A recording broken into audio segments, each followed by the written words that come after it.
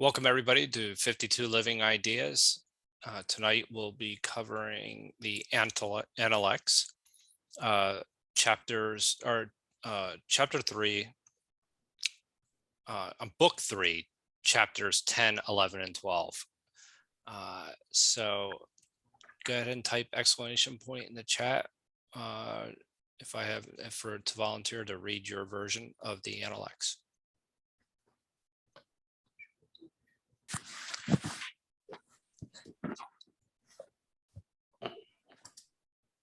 Can I make a suggestion? If you don't mind, when you read, if you have a question or something you want to know, or how do you think? Probably it's a time to express.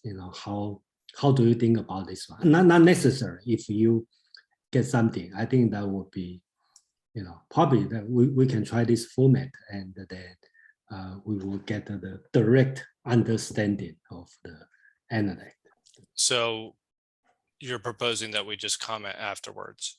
Yeah, if you want, or if you don't, I think that's fine. Because okay. I think that probably another way to see.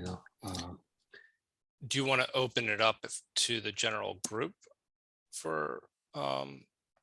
I'm not. I don't mean have your own explanation or something. But if you feel something like, oh, that's wonderful, or that's a questionable, I really don't know what's that mean. That probably the time to have a short comment on that. That's just my suggestion. The old format is fine. Okay. I'm going to restart the meet up really quickly. I'm just going to make a really quick announcement. So welcome everybody to 52 Living Ideas. Tonight is the Analects. We'll be covering book 3, chapters 10, 11, and 12 to begin. Penny and James, could you go ahead and you've already typed exclamation point in the chat. Could you type or go ahead and read your versions? I'll yield to Penny because I think she has the same one. Okay. You have. This is one I could read from tonight. Yeah, that's James Leggy. Yeah. Yeah, I have the same. I have the same. Okay. Chapter 10. The master said, at the great sacrifice, after the pouring out of the libation, I have no wish to look on. 11. Someone asked the meaning of the great sacrifice. The master said, I do not know. He who knew its meaning would find it as easy to govern the kingdom as to look at this, pointing to his palm. 12. He sacrificed to the dead as if they were present. He sacrificed to the spirits as if the spirits were present. The master said, I consider my not being present at the sacrifice as if I did not sacrifice. Thank you, Penny, as always. Would anybody else like to read their version of the Analects? Suki. Hi, I'm going to read my version. Thank you. 3.10. The master said, as for the D sacrifice, after the liberation, I have no wish to observe the rest of the ceremony. 3.11. Someone asked for an explanation of the basis of the D sacrifice. The master said, this is not something that I know. The person who knows it will be able to handle all the affairs in the world as easily as having them placed right here. And he pointed to his palm. 12.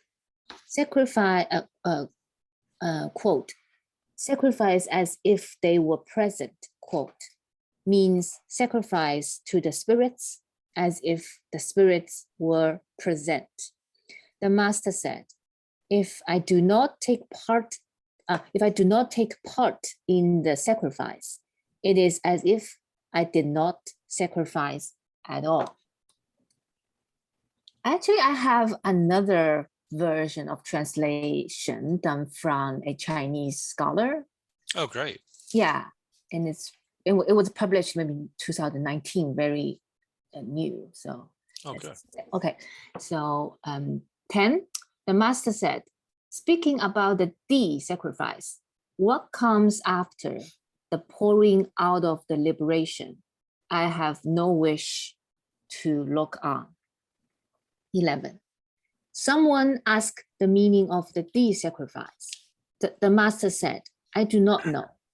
Wouldn't one who understands it find the affairs under heaven, 天下, just as displaying them in this, pointing to his palm? 12. Sacrificing as if present. When sacrificing to the spirit, do it as if the spirits were present. The master said, if I did not participate in a sacrifice, it is no different from not having done the sacrifice. Okay, that's my part. Thank you. Thank you. And thank you for sharing both of those versions. Would anybody like to make any quick comments before we go to Jason's translations? I was going to say that I like that the one about the sacrifice. I guess number 12 the best, because it's like this idea that you can when it doesn't matter what, I don't think it really matters what your religion is, but if you kind of like indulge the spirits during the sacrifice or during whatever the religious ritual is, I think it kind of has a special meaning. It's like being reverent at a funeral. I understand this type of sacrifice continues it forward for 3 years. So at least, so you might as well, there's no harm in just making the dead present, just like any ordinary object. And of course, people will keep the ashes on the fireplace and all that stuff. So people, like have that in kind of intention to this day. Thank you. Thank you, James. Would anybody else like to comment on any of these verses before we go to Jason's translation?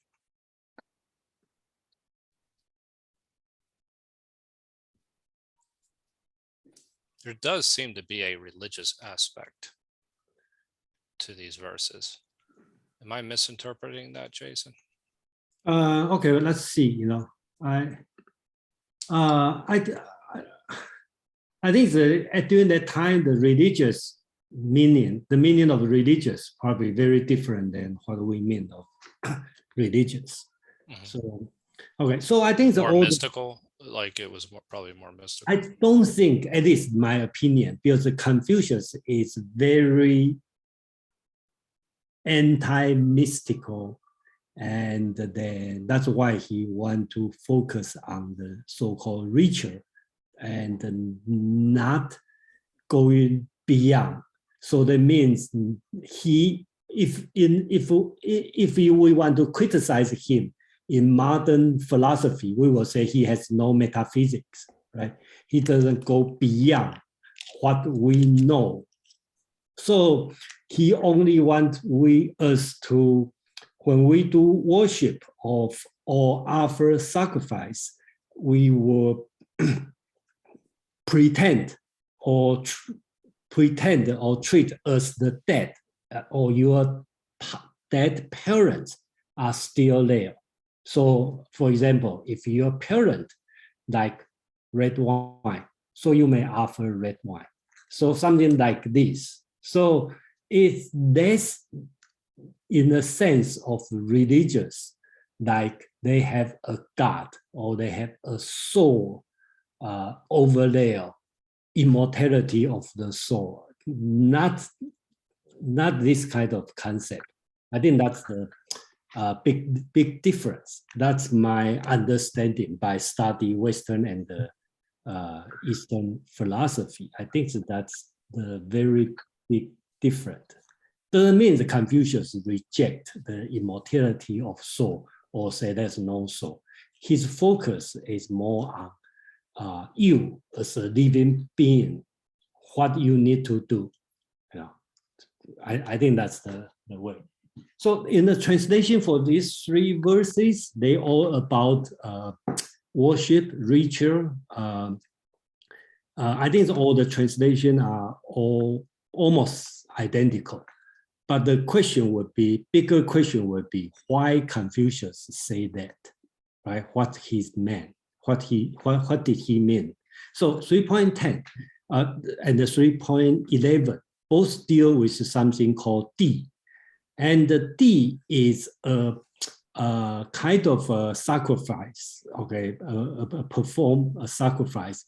And this sacrifice only being performed for the emperor. That means the Tianzi, the son of heaven. So in the entire China, only one person can do this. It's a very serious ceremony.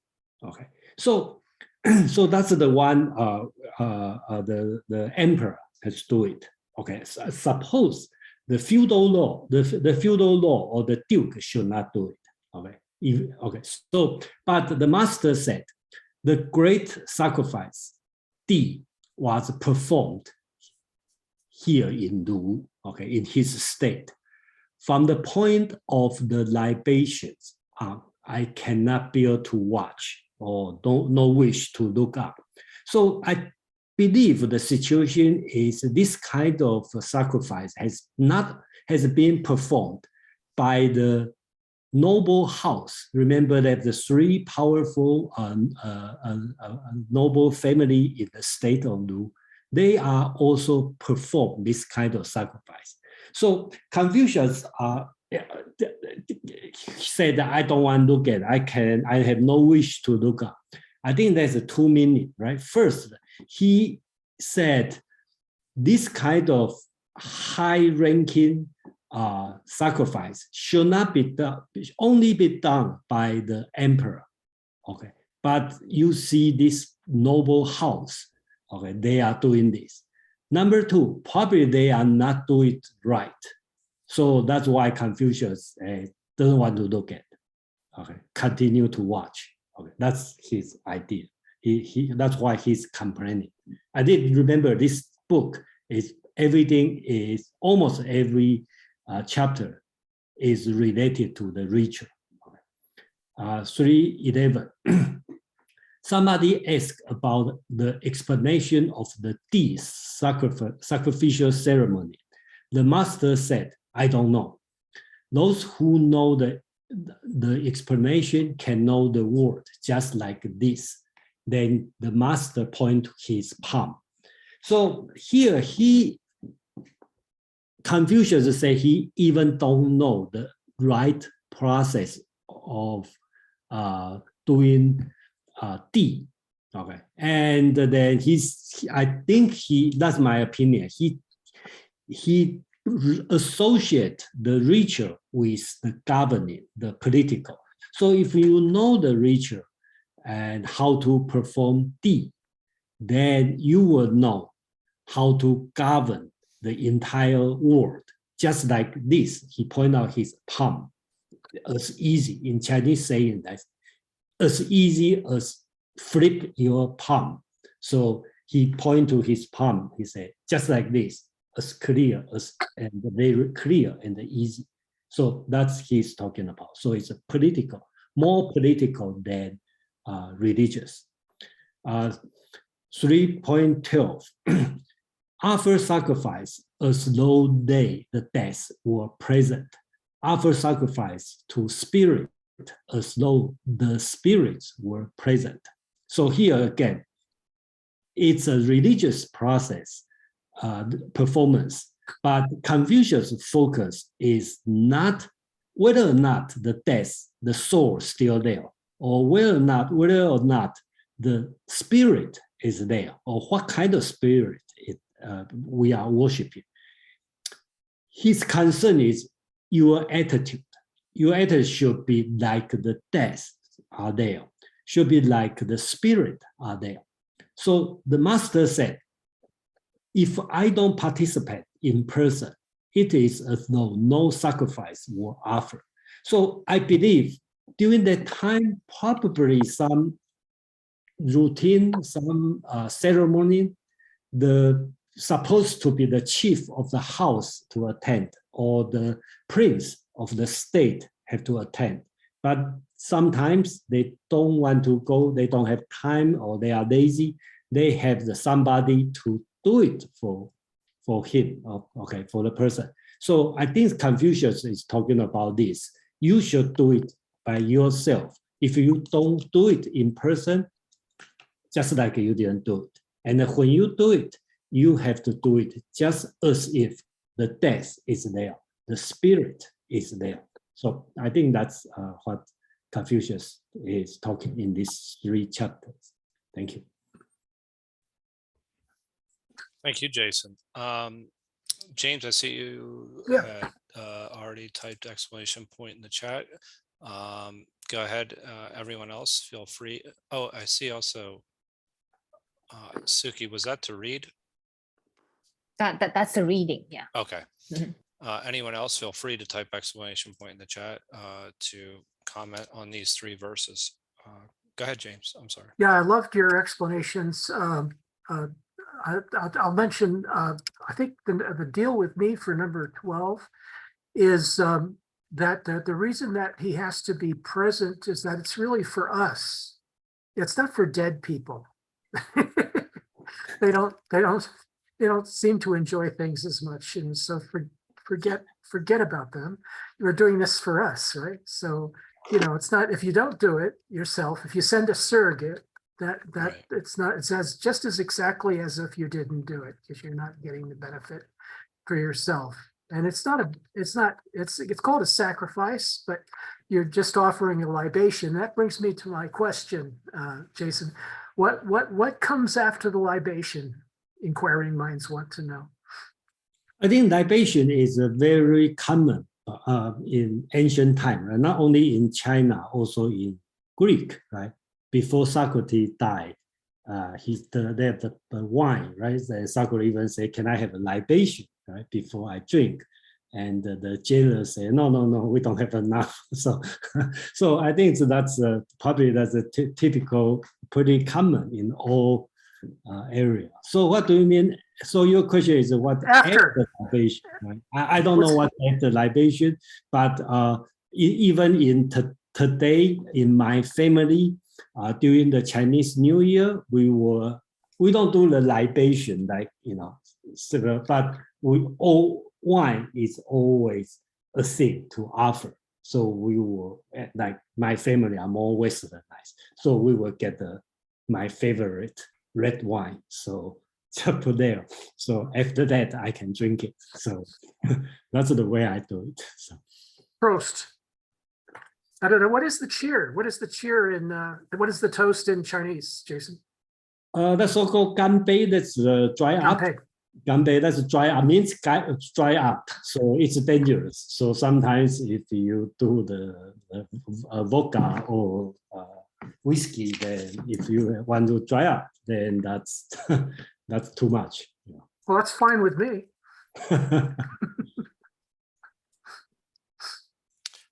Next up, we have Madeline. Yeah, I like the part about pointing to his palm. It was very clear and very direct and very immediate. And it kind of had more of a Taoist feeling to it. In its basic use of the senses, in a way.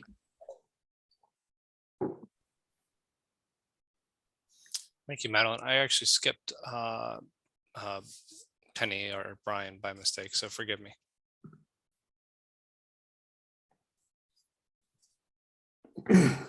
That's okay. I actually had a question because in verses 10 and 11, and I don't know if you know, like if this de-sacrifice was something that was like common And would Confucius have attended and seen these type sacrifices performed by the emperor, or he just felt like nobody else would be able to do it correctly? If I have to answer, then I don't know. I'm no expert on this. Right. But I will assume Confucius probably never seen it, right? And he probably assumed. I think during that time, we think of Confucius is like ancient people. Okay, so it's like lived 2,500 years ago. But to him, they have another 1,000 years before him. So a lot of tradition, you know. And he very much admired the ritual or the tradition 500 years before him. So a lot of things are lost. So like this kind of ritual, I believe probably Confucius never see it because this was supposed only being performed by the emperor. And I don't think Confucius has ever had a chance to meet the emperor. Okay, so he met the Duke of Lu. He's the prince of the feudal state. That's true, but he probably doesn't have the chance to meet the emperor. And number two, this kind of ritual should be very, very high-ranking and very only performed by certain people in a certain time, not like a daily thing. So not have a good chance to see it. And then probably somebody try to do it, but do it lousy, you know, not do it the right way. That's why Confucius doesn't want to continue to watch, you know.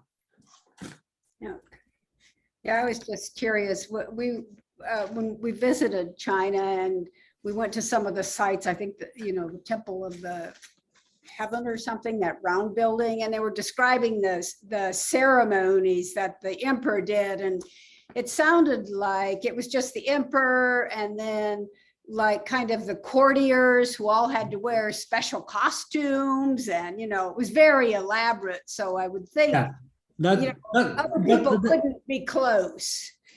Yeah, I think it could be, that's a good example. But what you are seeing is so-called Tiantan, the altar of the heaven, that's in Beijing city. And that's usually built during the Shang Dynasty, so that's much later. So that's they are doing. It could be related to this kind of thing. It could be, I don't know. But what you have seen, I've been that place, and it's wonderful if you are a runner jogging. That's a good place to exercise for the morning exercise because the road is straight and you can go. You know, it's that's a good place.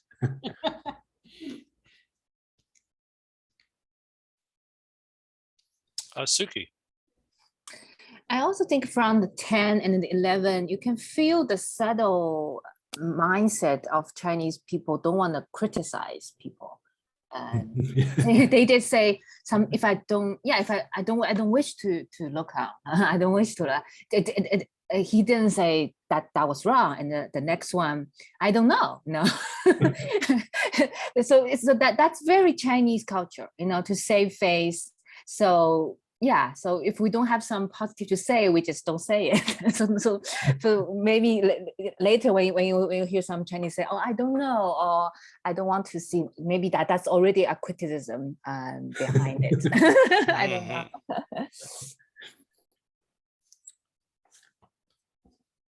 That is interesting though, because if there is no criticism, then I guess, you know, you would actually reverence would be the opposite of that. So, you know, that there's this practice that goes on. It seems like I mean, this is not the first time that we've come across this in our readings, is that the reverence for the dead, or even in previous chapters where we were, what was it, for 3 years, I think, for your parents, showing respect. Well, I forget the exact verse, but there seems to be an ongoing theme here.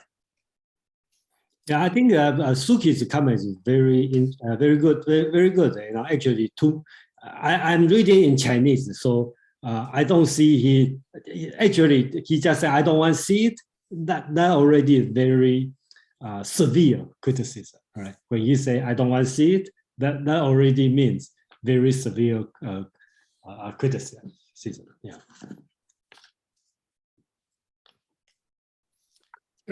So I had my I had my special character typed. I was going to just say at number 11. I think I think that's a little bit like an ironic analogy. You know, what is the meaning of the great sacrifice? Like it's a important thing, and it's an important question, and it has an important meaning.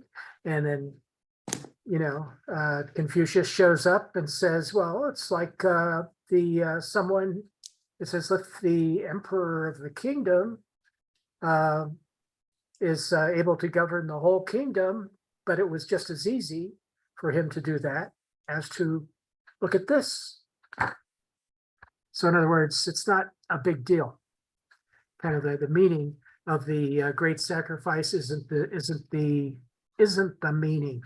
It's whatever happens in the great sacrifice, or whatever the theme of it is, maybe. But if you don't think about it, you probably know more about it. Yeah. Maybe he's being a little zen at that point. That's why ironic. Thank you, James. Margarita. Hi. I'm thinking about this verse about what we can also deal in the current situation when there's competing values between generation. For people who experience this value closer to their life, like at their hands, it's easy. It should be natural. It should be logical to do it with rituals. But maybe for younger generation, or like generation that comes after that, they see it more at a distance. So they see it in different value. That's why the ritual becomes something that they rarely do, or maybe they don't see it as valuable as the older generation. It seems that this verse also telling something about the tension between generation gaps and seeing rituals and what are the things that are important to be done by people. It's good to read this and reread this after sometimes when we were 20s, when we were 70s, probably we'll see it differently. Yeah, thank you. That is interesting, Jason. Is there anything regarding the intergenerational kind of conflict here, as far as the respect that goes towards rituals at that time? At this, I don't see well, they have the different, but I don't see that's the main purpose. Well, that's just my view, you know. And then I think here Confucius is probably more talking about the tradition got lost, the old ancient ritual got lost on this. And yeah, of course, you know, when we getting older, that's a common complaint, you know, to our younger generation, like, oh, we used to do this and you guys do it wrong. And in this sense, it's about the generation gap.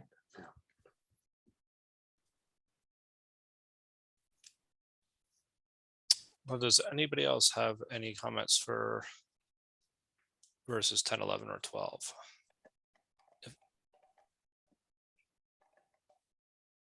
Let's see.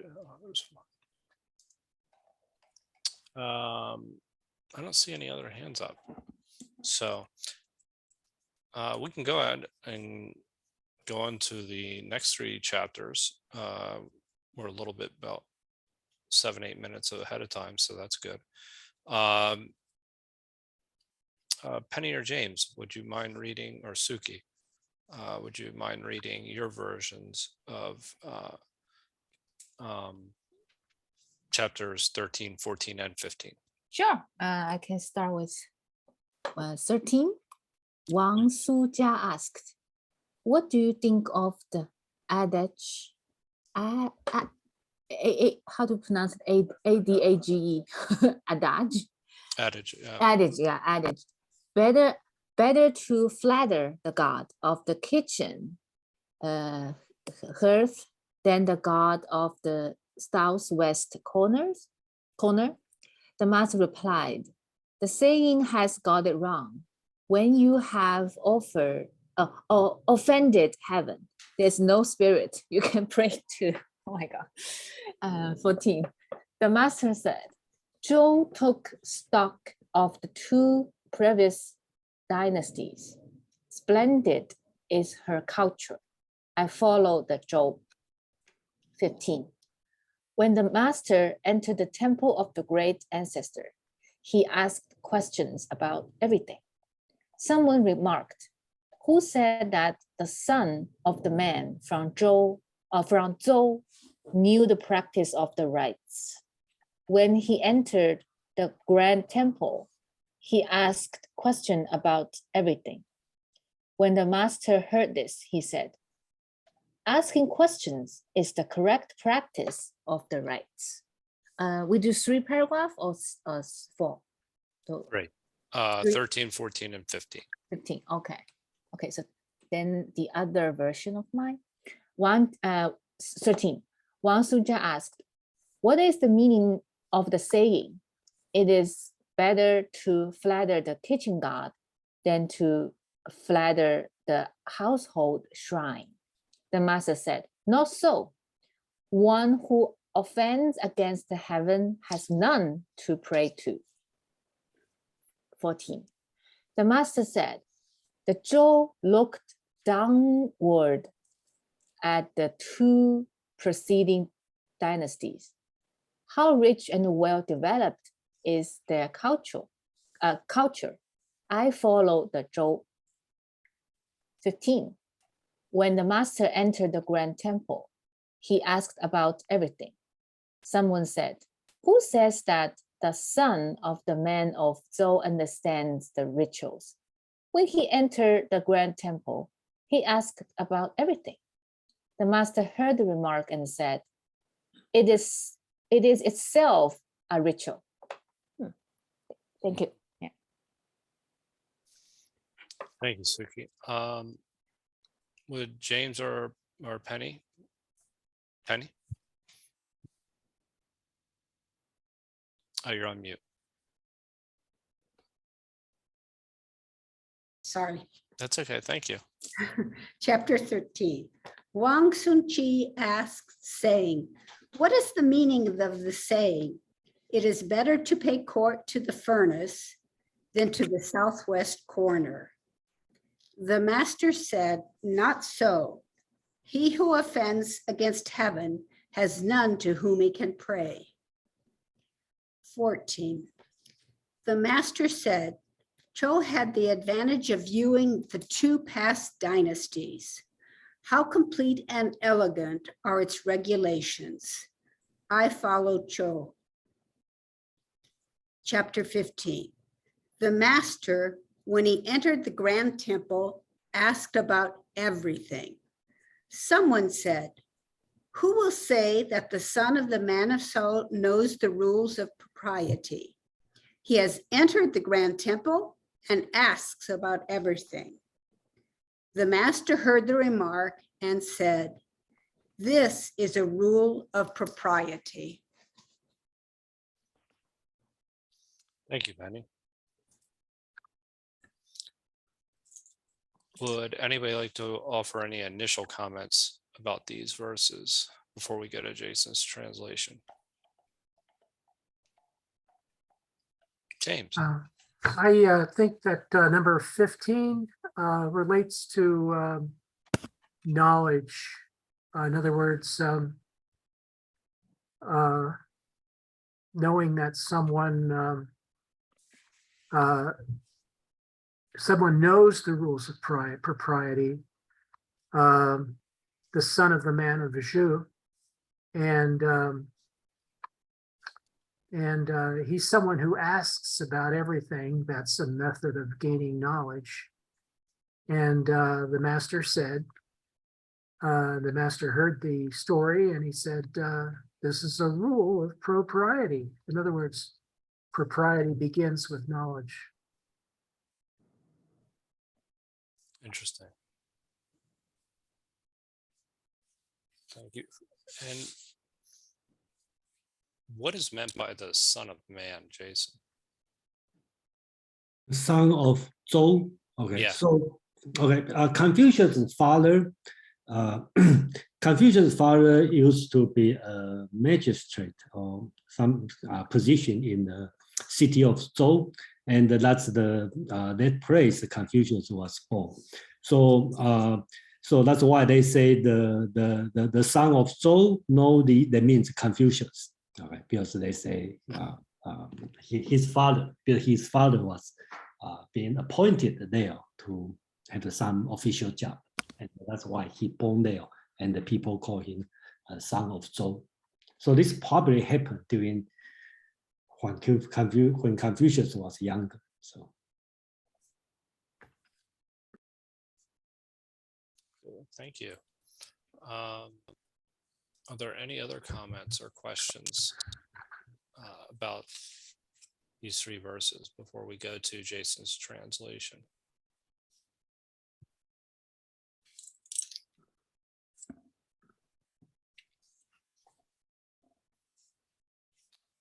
I don't think there are.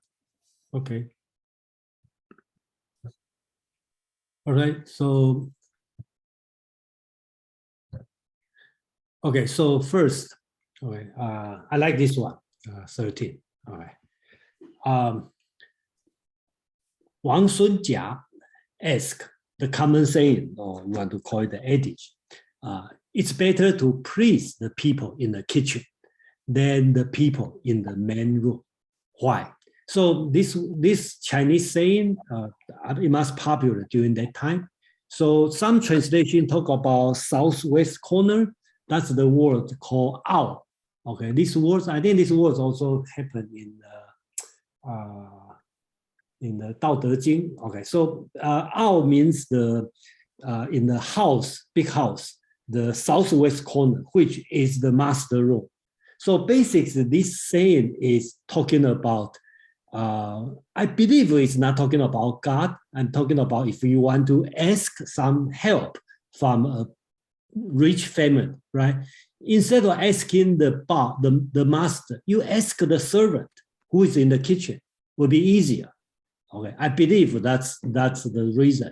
So, for example, let's say you need baking some food. You go to the master. Sometimes it's difficult to see. You just go to the kitchen, please the servant, and they will easily give you something. So I think that's what it means. So the question is here. Why Wang Sunjia asked Confucius this question? He said, the common saying said, it's better to please the people in the kitchen than the people in the main room. Why? Okay. So Wang Sun, this situation happened during Confucius' travel. He lost his job. He traveled to the state of Wei, a different state. And Wang Sunjia is probably prime minister or some powerful minister in the state. So he tried to get more power on that. And the Confucius has a good reputation. So he wanted Confucius kind of work with him, okay, to get more power. There's some political idea here. So instead of, just like Suki said, Chinese don't want to too direct, so very humble, very hidden, subtle question. So that's a common saying that it's better to please the people in the kitchen than the people in the main room. So he implied, he is the people in the kitchen. So it better work with me would be better than work with my boss. So instead of direct ask, he used the common saying. They say, what does that mean? Confucius said, Confucius is smart. He immediately understand what he want to ask. So he said, no, not so. If one offend against the heaven, which is the master, he has no place to pray. So he is in another way to reject Wang Sunjia's request. So he doesn't want to side with Wang Sunjia. He want to follow the rule, just go direct to the prince of Wei. 3.14, the master said, the ritual of Zhou, okay. Remember, that's two, this Zhou is ZH, which is Zhou. And the 315 talk about Zhou, that's Z, O-U, that's two different words. So I just want to make sure people don't get confused. So the master said the ritual of Zhou, which is the dynasty, contemporary dynasty, the spring and the autumn period that belong to Zhou. And the Confucius constantly talks about Zhou, which is 500 years before him. That's his role model, the idealistic political system. So the master said the ritual of Zhou are mirrored from those of the previous two dynasties, which is Xia and Yin. So just a brief ancient Chinese history. We have a Xia dynasty, then we have Yin dynasty, then we have Zhou dynasty.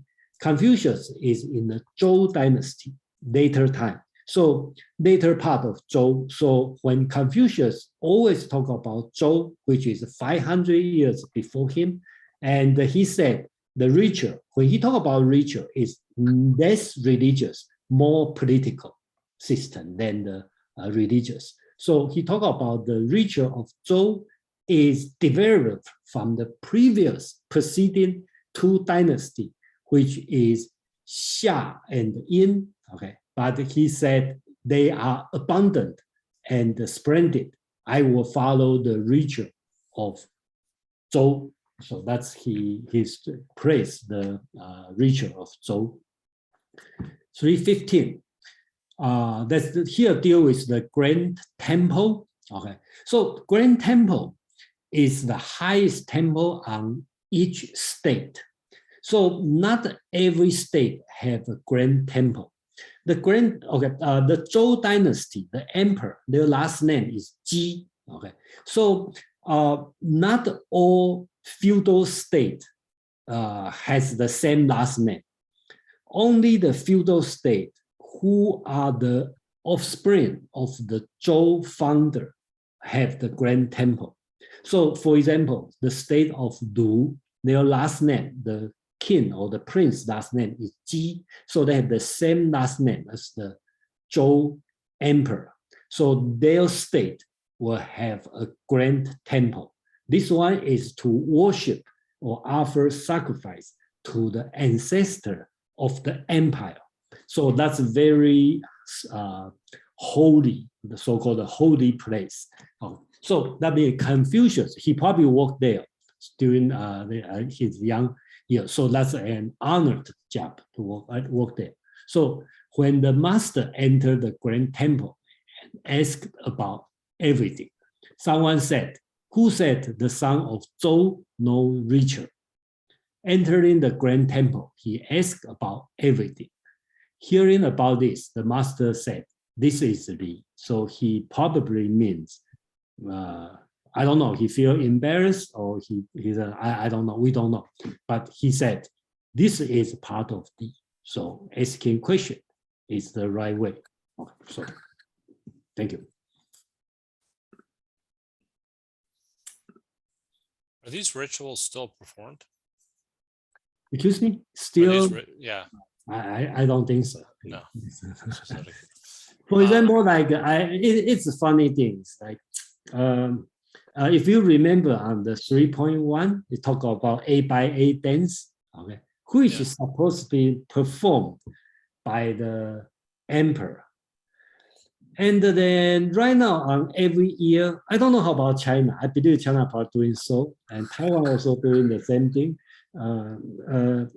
Every year on the Confucius birthday, which is September 28th, and the temple of Confucius, okay, Confucius become God, okay, in the Taoist religion. So in front of the Confucius temple, they will perform the 8x8 dance. So which is very funny because Confucius said that's wrong, but they perform this one on the Confucius temple, in front of Confucius temple. And this is my last time I saw it on the video. It's not 8x8, it's probably 16x16 or something, huge, a lot of people. They just have a lot of students to do it. And does that according to the ancient literature? I don't think so. So if I were Confucius, I would say I have no wish to look up, or I cannot bear to to watch.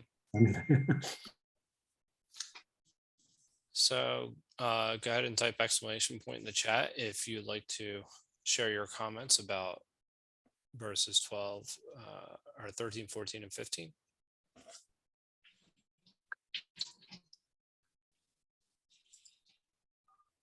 Are there any comments? There we go, James. So I already spoke about number 15, asking questions. And I think Jason agreed with that. Asking questions is the essence of learning. And then number 14 is the idea that Zhu was interested in the creating the amalgam of the previous two dynasties, which, there was something eclectic, something that takes from the past and the best of the past could be very attractive. So, so you don't want to sort of like accept everything into the present, but if you've got something really good in the past and you've incorporated it into your government, then that could be a good government. And those were the Shang Dynasties or Shang Dynasty. Sure. Is that what am I saying that correctly? Or and then what was the other dynasty? There were two. Yeah, that's a Xia, okay, and Xia. Yin sometimes called Shang, okay, so Yin and the Shang are Yin and the Shang are the same. Sometimes I think in Confucius, in the Analect, most of the time called Yin, okay, and another one is Xia. Xia is the earlier. So. And what was the difference between those two dynasties, and how did they actually what do you don't know what they actually incorporated? Yeah, they have the historical account talking about this. So okay, so first let's talk about the historical account. Okay, so in the historical account said Xia was founded by a sage king called Yu. Okay, and then of course after generation and generation they have the tyrant. Okay. And then the founder is his name is Tang. Okay, lead the soldier or the military to revolt against the tyrant and found a new dynasty, which is Yin. Okay, and then after 500 years, and then they have another tyrant come out. All right, so. Then the so-called King Wen and the King Wu, okay, that's the Zhou dynasty founder, okay, father and the son, revolt against the tyrant of Yin and found the Zhou dynasty. So which is a dynasty Confucius lived on. So that's the so-called official history, okay, everybody learned. But if you think about it, that could not be possible, right? Because during that time, China never been a united central government state. There must be like a lot of tribe during that time. Okay, it probably not like Greek city-state, but probably have a lot of tribe. So when people talk about the Xia or Shang or Zhou, it could be the tribe and the powerful tribe. It could be the situation, but that's the history, talking about that's the three generations, so 3 dynasties. Thank you for that. And then really quickly, if I can ask, and if anybody feel free to ask any questions that they may have. My translation, it was and I think you covered this already, the southwest corner, right? That was basically like the inner circle of the ministries? Mhm. Is that what? Or you can call it the master room because that's the southwest corner. I think that doesn't mean not the main hall. I think that's the southwest corner could be the master bedroom. I think, I think that makes more sense as a master bedroom. That's the room has the most privacy. Oh yeah, that probably makes sense. Because owl also means mystery, right? Yeah, owl, yeah. So it more Yeah, like that's right, the small circle room, pillow talk space. Yeah, that could be the most safe place, and so the master. So owl also means mystical, so something deep inside. That's the meaning. Madeline. It occurs to me that the southwest corner would get a lot of sun. It would be the warmest room. And also with the significance of the different directions, perhaps that was in some way related to prayer or heaven. Except I can't remember what all the different directions meant in that elaborate system.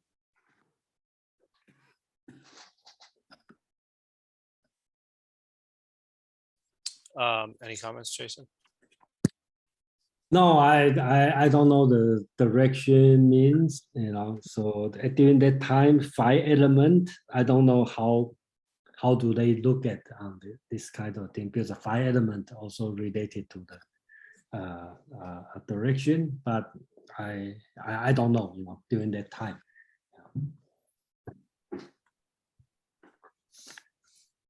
Does anyone else need a point of clarification for these 3? Penny.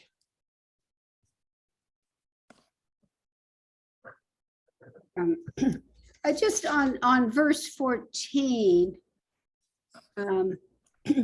I thought that we had kind of said that Confucius thought that things weren't going really well in the current era, that he didn't like, the way people were behaving. And so he felt like, returning to this bygone period when people behaved much better and they were performing the proper rituals and everything was what he was advising people to do in general.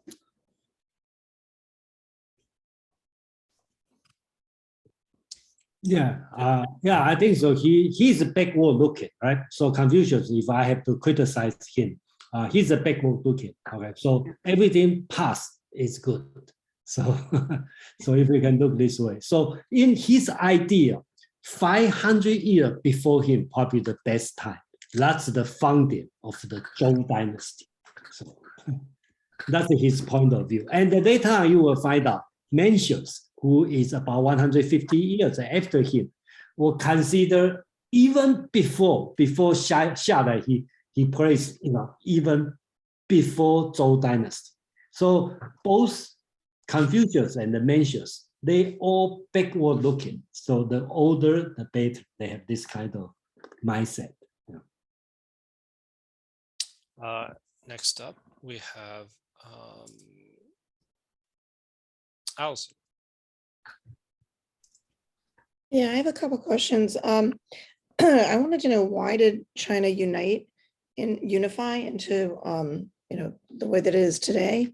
And then also I was wondering about with these different sacrifices and ceremonies, how much is an influence of, like, with the internet and TV and just as we become a more global society, how has that affected China and these different ceremonies? Okay, I think first, I think you have 2 questions. One is the technology related ceremony, and then the number 2 is about unity. Okay, so this Saturday, in the Asian philosophy, 4 o'clock or 7 o'clock in New York time, the subject is about the great historian Sima Qian, and which is related to philosophy of history, and that's about the unity and the disunity. Okay, how do you look at this one? So quick answer your question is China never been, I think everybody probably agree on that. Later on, probably not everybody agree, depending on where you are. You are from Taiwan or you're from China, you have different view. But probably everybody will agree Shang Dynasty, which is about 220 BC, is the first time China being called a country, because from that point, they really have a central government. So that's answer your first question. And then your second question, talk about the technology or internet that will affect the richer. I'm not sure China has much richer, okay, the traditional richer, okay, today, after the Cultural Revolution and even the new Communist Party, I don't think there's any richer. And a lot of richer I have seen, I just have to quote the Confucius. I cannot bear to look at, because that's a tourist attraction. Okay, and then Taiwan have a lot of richer, but again, I will not say I don't wish to look at. I look at because it's interesting, but it's not Confucius so-called richer. Basically, it's the Taoism religious richer. So, you know.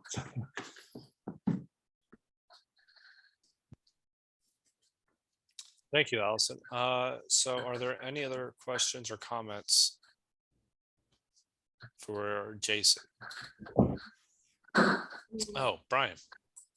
Yeah, I do have a question.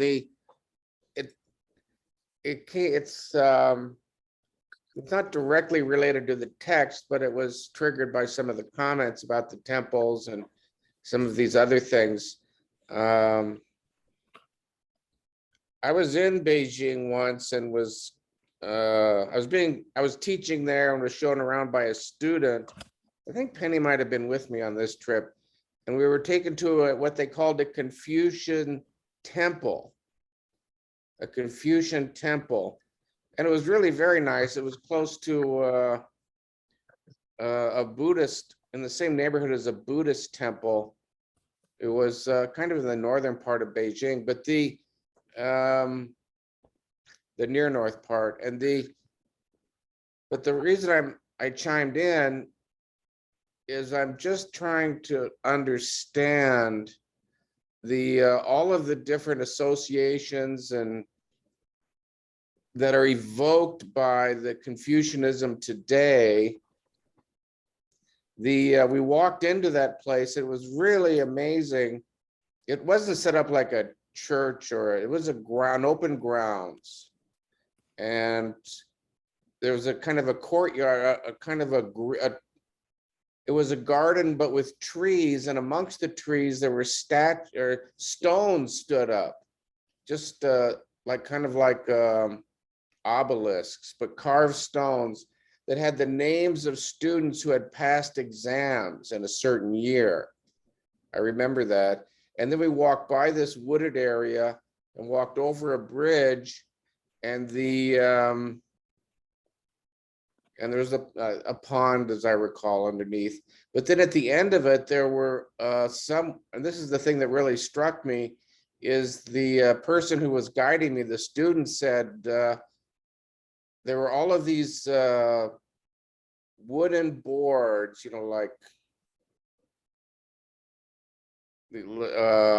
like something you'd hang around your neck, and they were tied with ribbons. And there were a few words or characters in Chinese, and I asked him what they were, and he said that it's written by parents, and that they're all wishes that the parents had for their children, and that it was mostly the children he said, I have no idea, but he said mostly that these children would be able to go to the United States and study.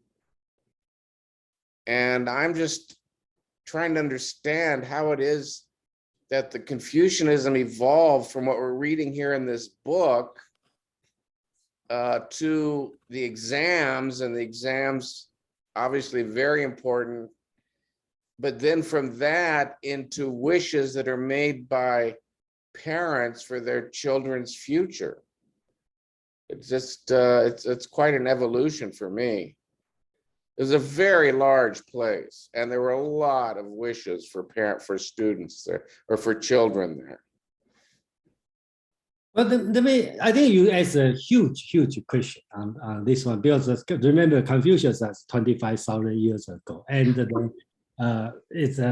when you talk about the temple, Confucius temple. Okay, that's supposed to belong to Taoism because the religious Taoism. Okay, so that's my next week. I mean, July 18, right? Not 18. July 16, the week after this week, I'm going to talk about in the Asian philosophy. I'm going to talk about how does the Taoism philosophy become a Taoism religion. So when Taoism become a religion, so Confucius become a god. So that's why it built this temple on that. Okay, so it being the tradition, and then I no doubt about China is a huge Confucius temple, but that's not old because a lot have been destroyed during the Cultural Revolution. Taiwan in the southern part is one of the popular oldest Confucius temple, and then that's it. And just like Brian said, people do that's related to the Chinese examination system, which is happened about 13th century. Okay, so they have the neo-Confucius movement during that time. So Confucius, people start to read so-called the 4 books, okay, the Doctrine of Mean,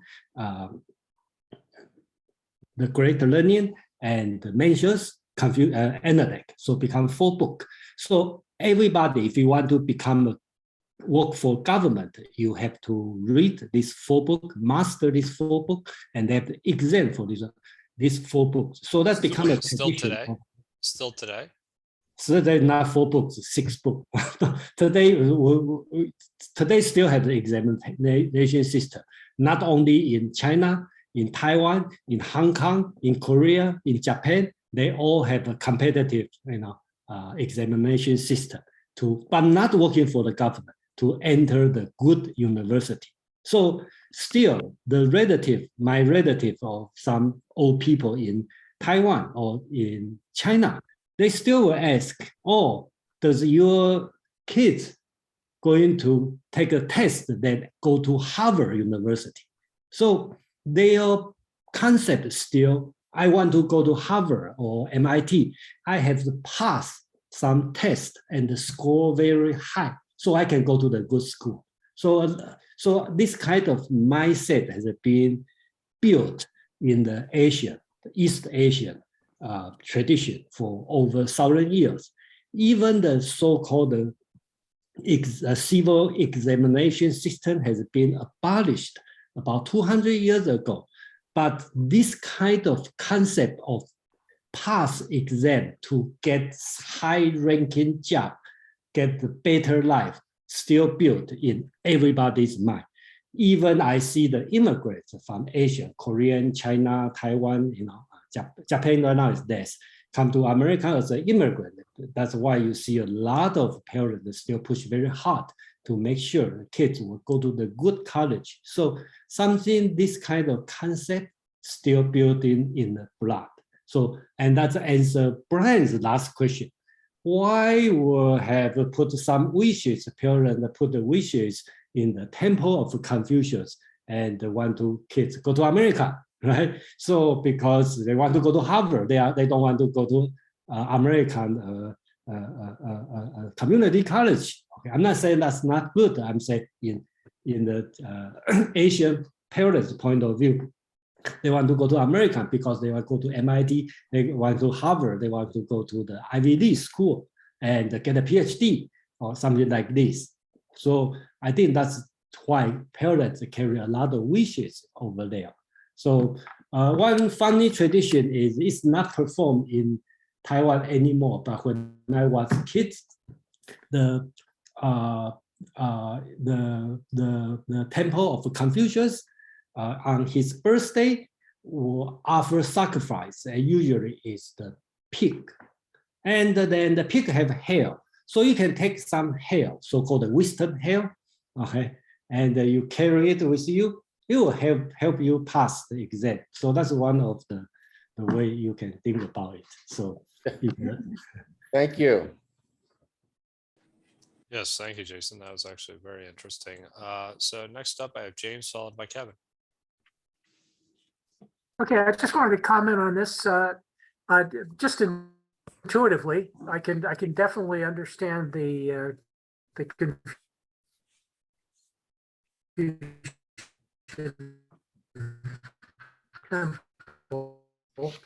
Is that me, or is that As James?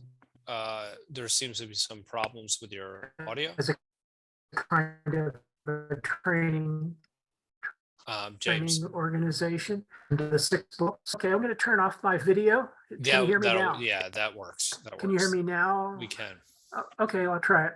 So anyway, yeah, the way I see it is the Confucian system is of training. The ancient system of the 4 books, became the 6 books, as Jason was saying, and it was the idea of Confucianism is to be an adept scholar. You train in Confucianism, and you become someone who can work for the government if you are a trained Confucianist. And so but here it got translated to religion for some reason in the terms of being called a temple. And I was just wondering, Brian, can you sort of see the placards, the ceremonial placards saying the wishes of the parents? Can you sort of see that as filial piety? I see filial. I mean, I think Confucius said that filial piety was bi-directional. You have filial piety for your brothers. He probably didn't want us to know that filial piety might also apply to sisters, and they apply to the parents' wishes for their children. So that would be the instantiation in Confucius's own words,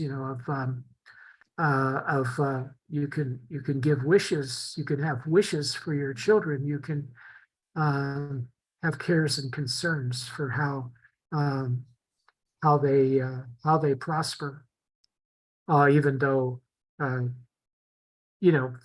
Confucius understood generations as resembling one another, but they would resemble one another in this case as in the modern China. They resemble one another in wanting to get as big a benefit as possible, as much money as possible, as big a degree as possible, maybe a job in the Communist Party, all that. Thank you.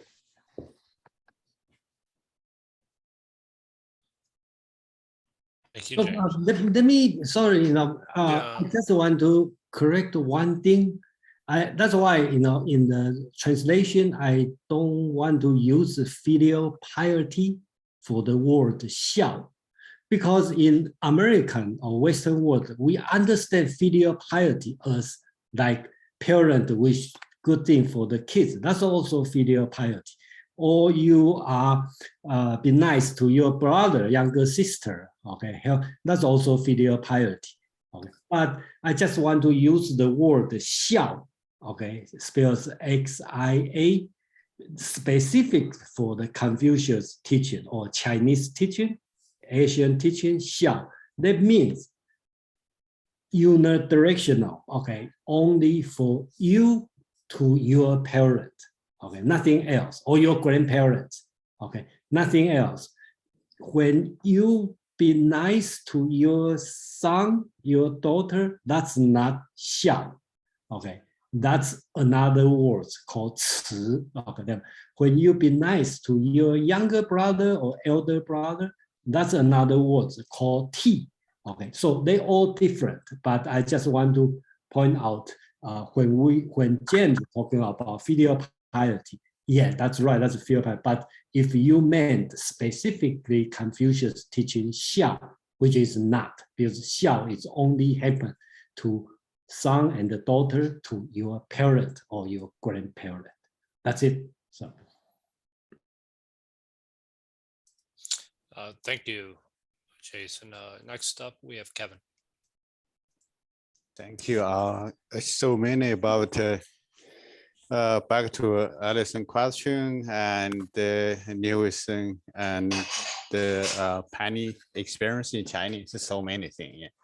The first for me, I would say modern day change, internet, smartphone, globalization is everywhere. I would say the Chinese, everybody phone. It's now we may know people don't use cash or credit card, use phone, pay the beggars, pay the grocery store everywhere. So it's basically the traditional culture is changing generation by generation from Confucius to and till now. So, and by the way, for those ceremony still has, and the general picture, south you go, I saw the people better. For example, north side is different. They got their own kind of, but they understand each other, the culture. For example, in the I don't want the YouTube, you're going to search for those ceremony, for the called 祭祖大典. Use those. If you search, you copy paste those words from the Chinese word, put it YouTube, you kind of find something over there. For the news, you above to that, you see the tie, not tie. They put some word over there. Generally, people they want to son. They put okay, I just married or something. We're going to pray for we have son or kids. That's the one. Second one, yes, for the education, we have a better university or overseas. Another one, the house. So it's very, very dynamic. So yeah, thank you. Thank you, Kevin. Suki, followed by Margarita. Thank you. The 15 just remind me the topic of the power of asking question. I feel like even in modern day, the people has wisdom actually ask the best questions. So I think that's how the man from Seoul, even he knows everything, but when he enters a new environment, he asks questions as like has a beginner's mind, and also as a way to invest, to test the water. What are they doing? Because sometimes ask question doesn't mean you don't know anything. You just want to other people to tell you something you might want to know or call attention to some part. And also in China's culture, I think in classroom only teachers ask questions. So, but teacher already knows everything, right? But they use question to help people to remember certain keywords, key messages. So I think that works the same way. And also in Chinese class, we at least when I was in China study, we never had a training. In the end, teacher said, do you have any questions? We never had that part. So in Chinese culture, always like the people above you, people has no knowledge or has more knowledge, ask questions. Small potatoes don't ask questions. Even we don't know anything, we don't ask. Thank you. That's interesting. That's interesting. And only the teacher can ask questions. Wow. That makes it a bit challenging for, with one-way communication there. So next up, Margarita. Yes. When I read verse 15, I'm thinking about what differentiates a ritual to be called as tradition or as a superstitious behavior. Something has meaningful or something ridiculous. I think it lies. I remember there were moments I followed Jason talking about Pythagoras. He's a very superstitious person, but he's also very smart at the same time. So people don't understand why he doesn't eat bean. He didn't eat bean or meat, and they see it only like ridiculous. But people who understand what is the symbolic thinking behind those behavior, perhaps they can understand it and they see this ritual as something meaningful. So when I read verse 15, if I don't understand what I'm doing right now, I'm just being expected by my parents, my older generation to do it. That is something that perhaps I have distance in seeing it as something valuable. So what Confucius is doing at this verse, he keep immersing himself into this ritual by trying to understand it. Even probably he already memorized everything, but he still learn it, try to understand it. Then it's not a superstitious ritual. It is something meaningful because he tried to understand always the meaning of this behavior. I think that is something that we also need to pass on to the next generation, not just by telling them, just do it, don't ask about it because this is important, but let them immerse themselves by learning, relearning about this ritual. So they understand the symbolic thinking behind it and they understand this is valuable, that is something that they should do as part of the tradition. Yeah, thank you. That's important, I think, in context, if you're going to maintain a ritual over a period of time. Otherwise, it will,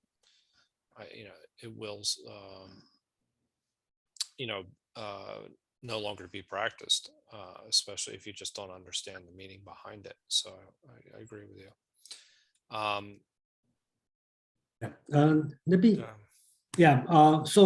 think seems a lot of people are interested about the worship, the ritual, and ask a question about this. Let me show, what's being performed in my family. Okay, so I have a picture on this one. Oh, that's the picture I did this year in my family. So that's a new year. So we offer sacrifice to heaven. So that's being practiced. I don't know what's the other family, because Confucius say you only worship your own family's spirit. So I never see other people family do it. That's I do it in my family.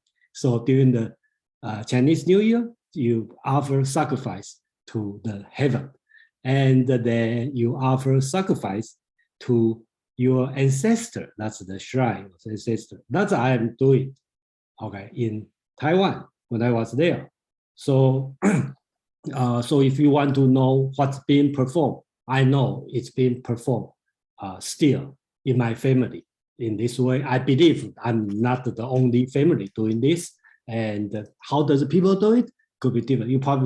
Joe probably curious what kind of wine I have. I am. So they have pork, chicken, and fish.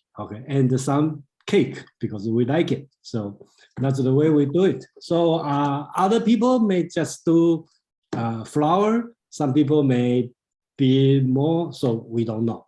And back to Brian's question about how does the internet or technology change this one? I don't see any change, but Jason, I start to make this change in my family because because my family, a lot of people in different state, different country, all over the place. So a lot of things is difficult to do. So I start to use Zoom, to do the this kind of worship after sacrifice. So in my parents' home, they will do it, and everybody just Zoom in. And at the same time, we can do it. I don't know other people do it or not. I'm the person started this one, and I think that's what I'm doing. I'm not saying other people do it or not, but I'm doing this way. Thank you, Jason. Yes, thank you for sharing that, Jason. So I think that we had someone else. Kevin, did you?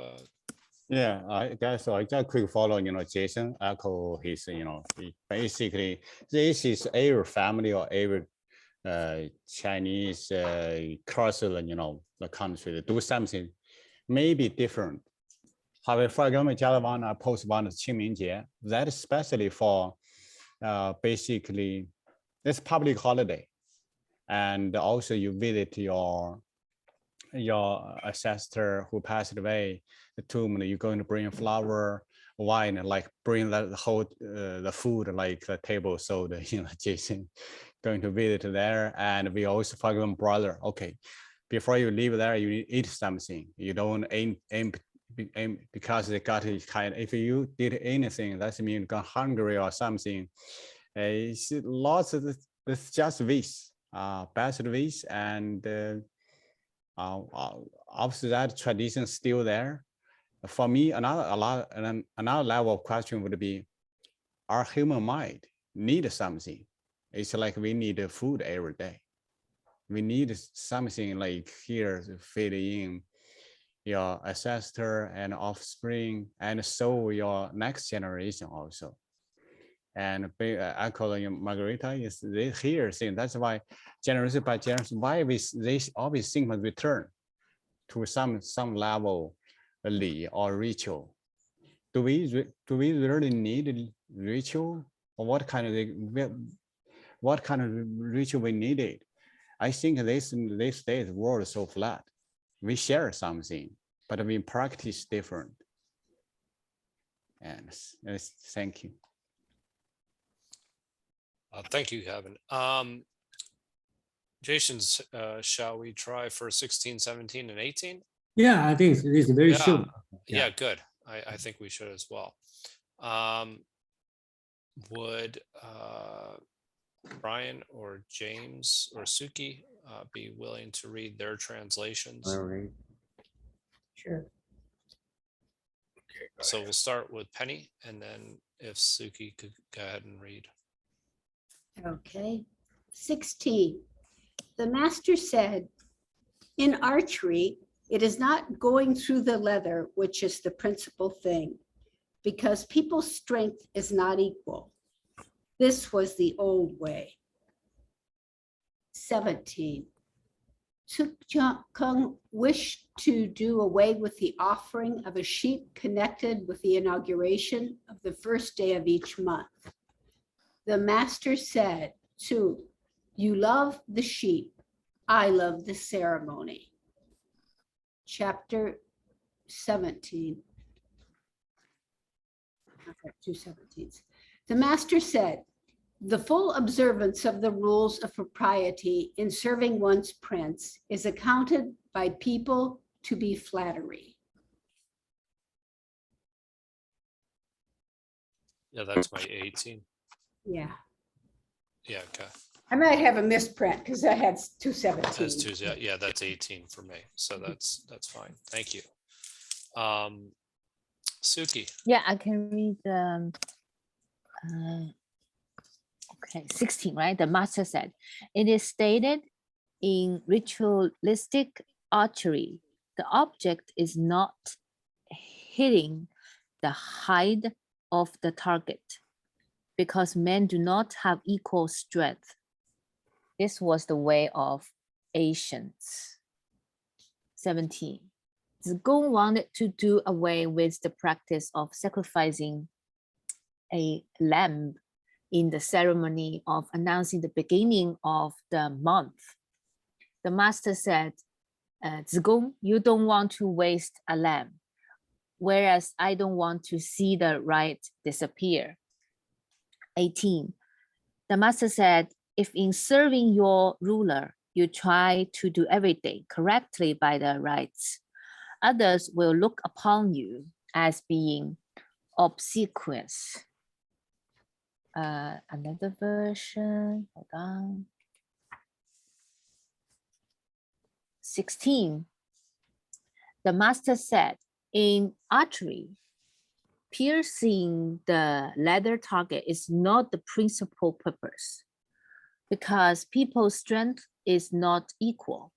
This is the way of the ancients. 17. Zigong wished to do away with the offering of a sheep for the inauguration of the first day of each month.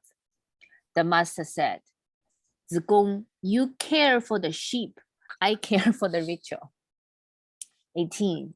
The master said, the full observance of ritual propriety in serving one's lord is accounted by people as flattery. Yeah, that's 18. Yeah.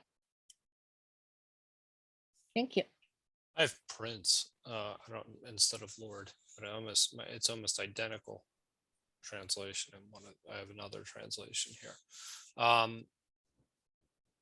Would anybody like to make a comment before we go to Jason's translation regarding any of these passages? If not,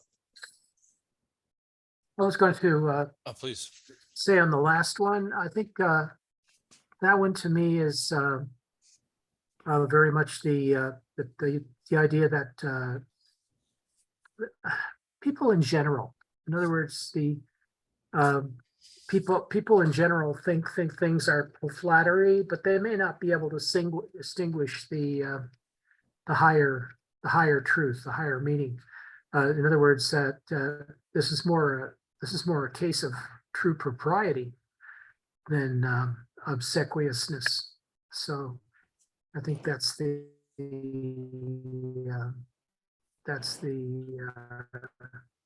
and this is kind of like a hit it might be a hit on uneducated people, that they can't distinguish true propriety from and respect from mere flattery.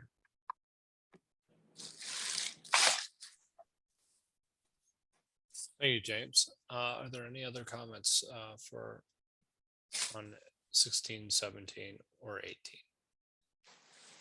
before we go to Jason's translation? Okay, so let me start. Okay. Mhm. So 16, the master said, in archery competition, it is unimportant to pierce through the leather covering the target, because not all people have equal innate strength.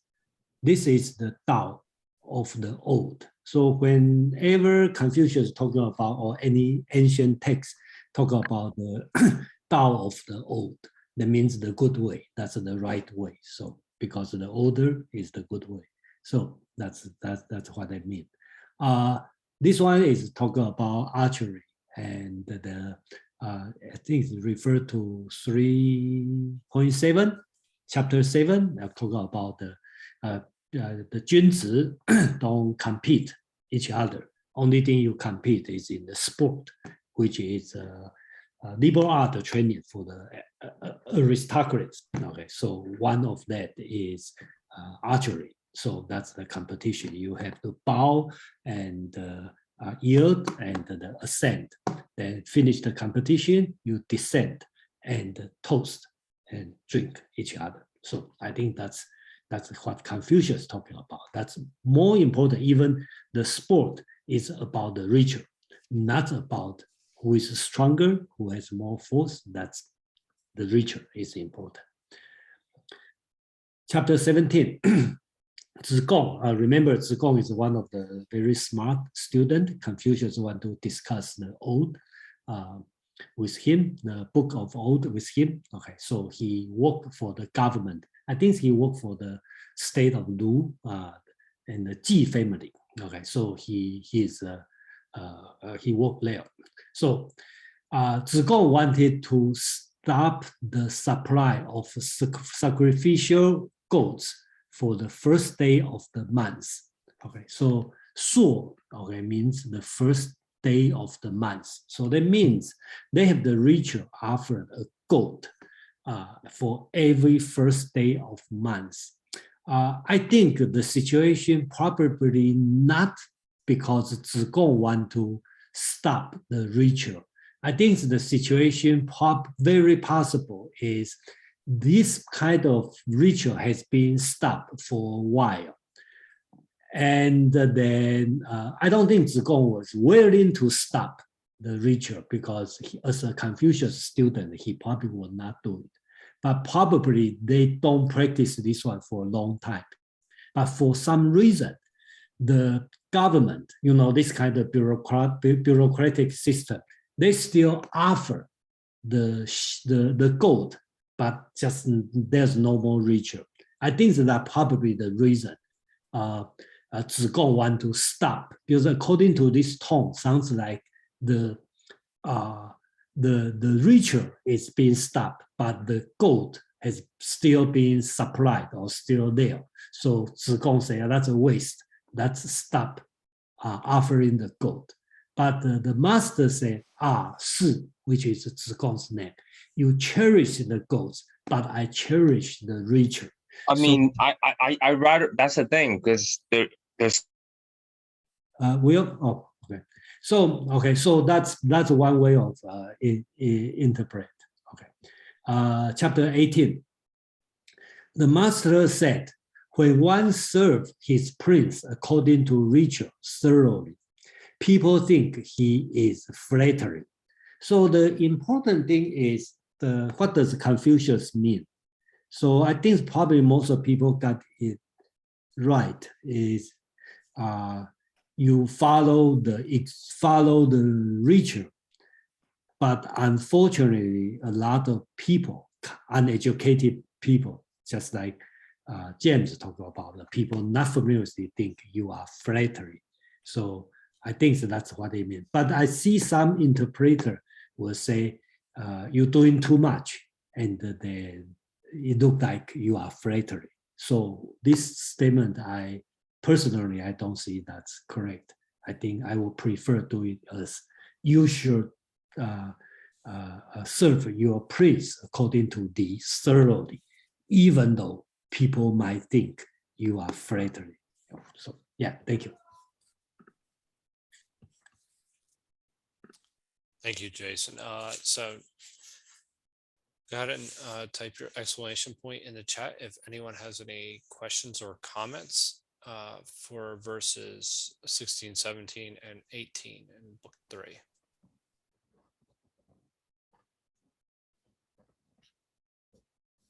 Allison. Yeah, I was thinking that the archery comment is kind of like how you should never really compete against somebody else, because really what you should do is try to just take where you are in something and try to move yourself farther so that you're progressing along your goals. But if you're going against somebody else, they may be starting at a totally different place. So even if you beat them, that doesn't mean that you've really beat yourself. You know what I mean? I don't know, it's just something that I thought of as I was reading this.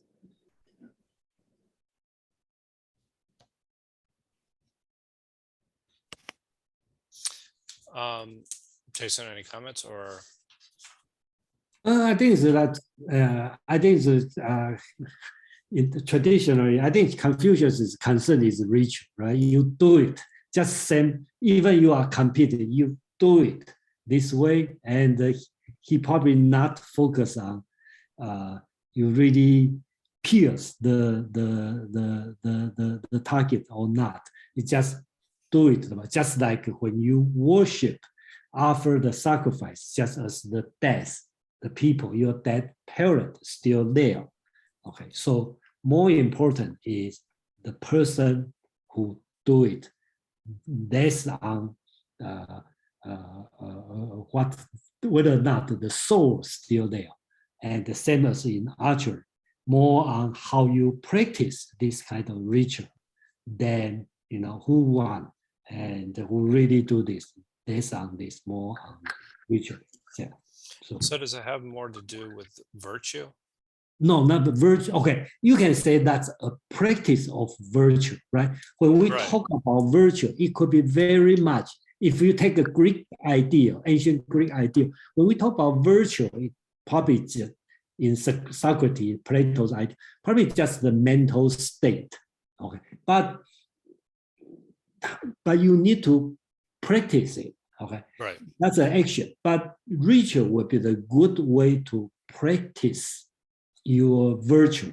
So I think that's worship or sportsman or competition.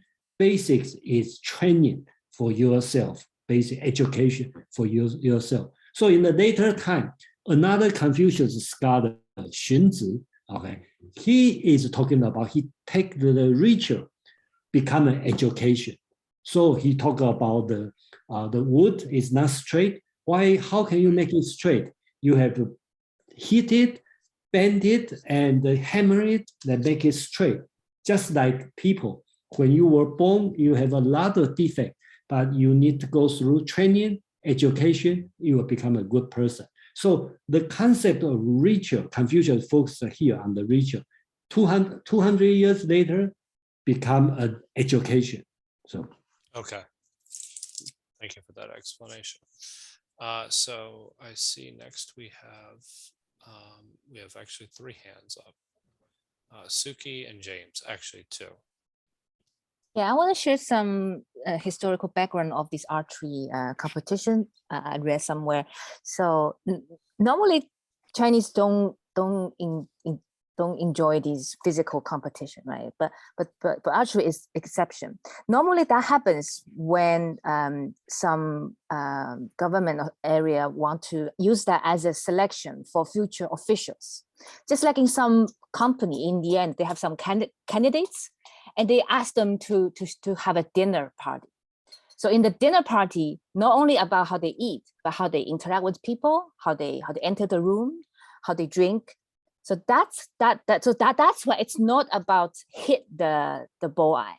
It's all about how they enter the scene, how they their whole body posture, you know, how they even whether they perform well or not well, how they get off the stage, then drink with people. So it's more as a test, not a pure like Olympic see who is the strongest. So I think that makes sense why it's not about the Red Bull. Thank you.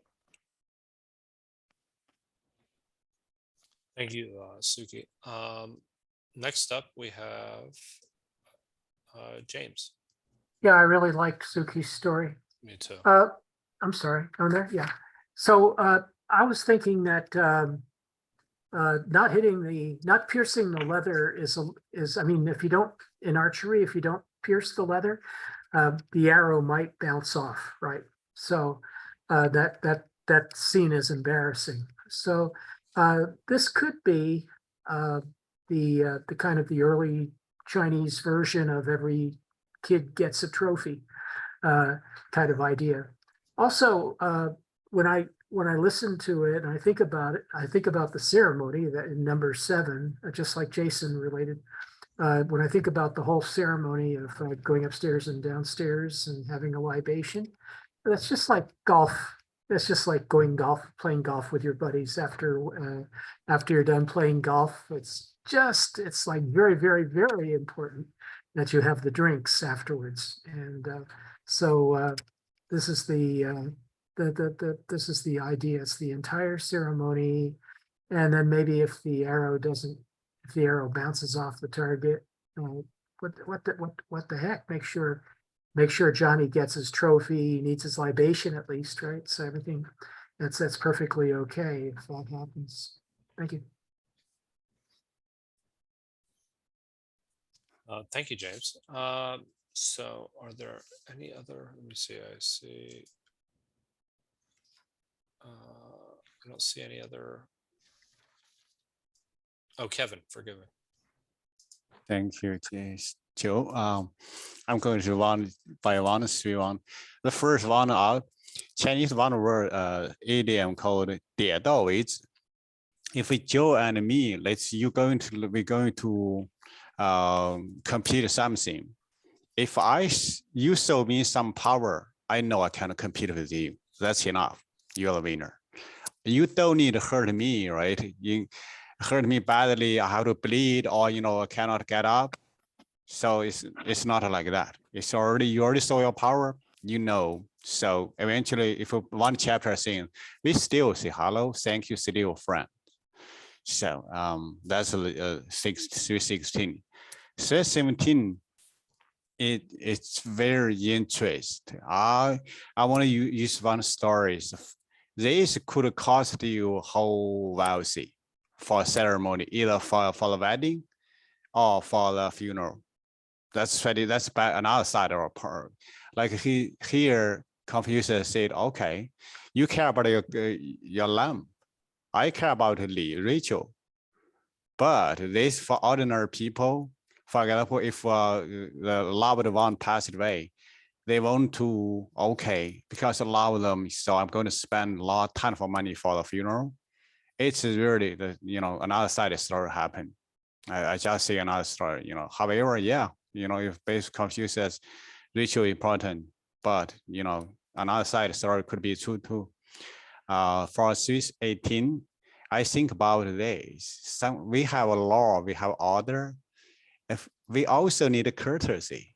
If you use your example, you are a manager, you are a leader, you are a president, some degree, I need to respect you, right? Also, you need to self-love yourself. You respond, what do you see, what do you do for the people? That's a mutual action.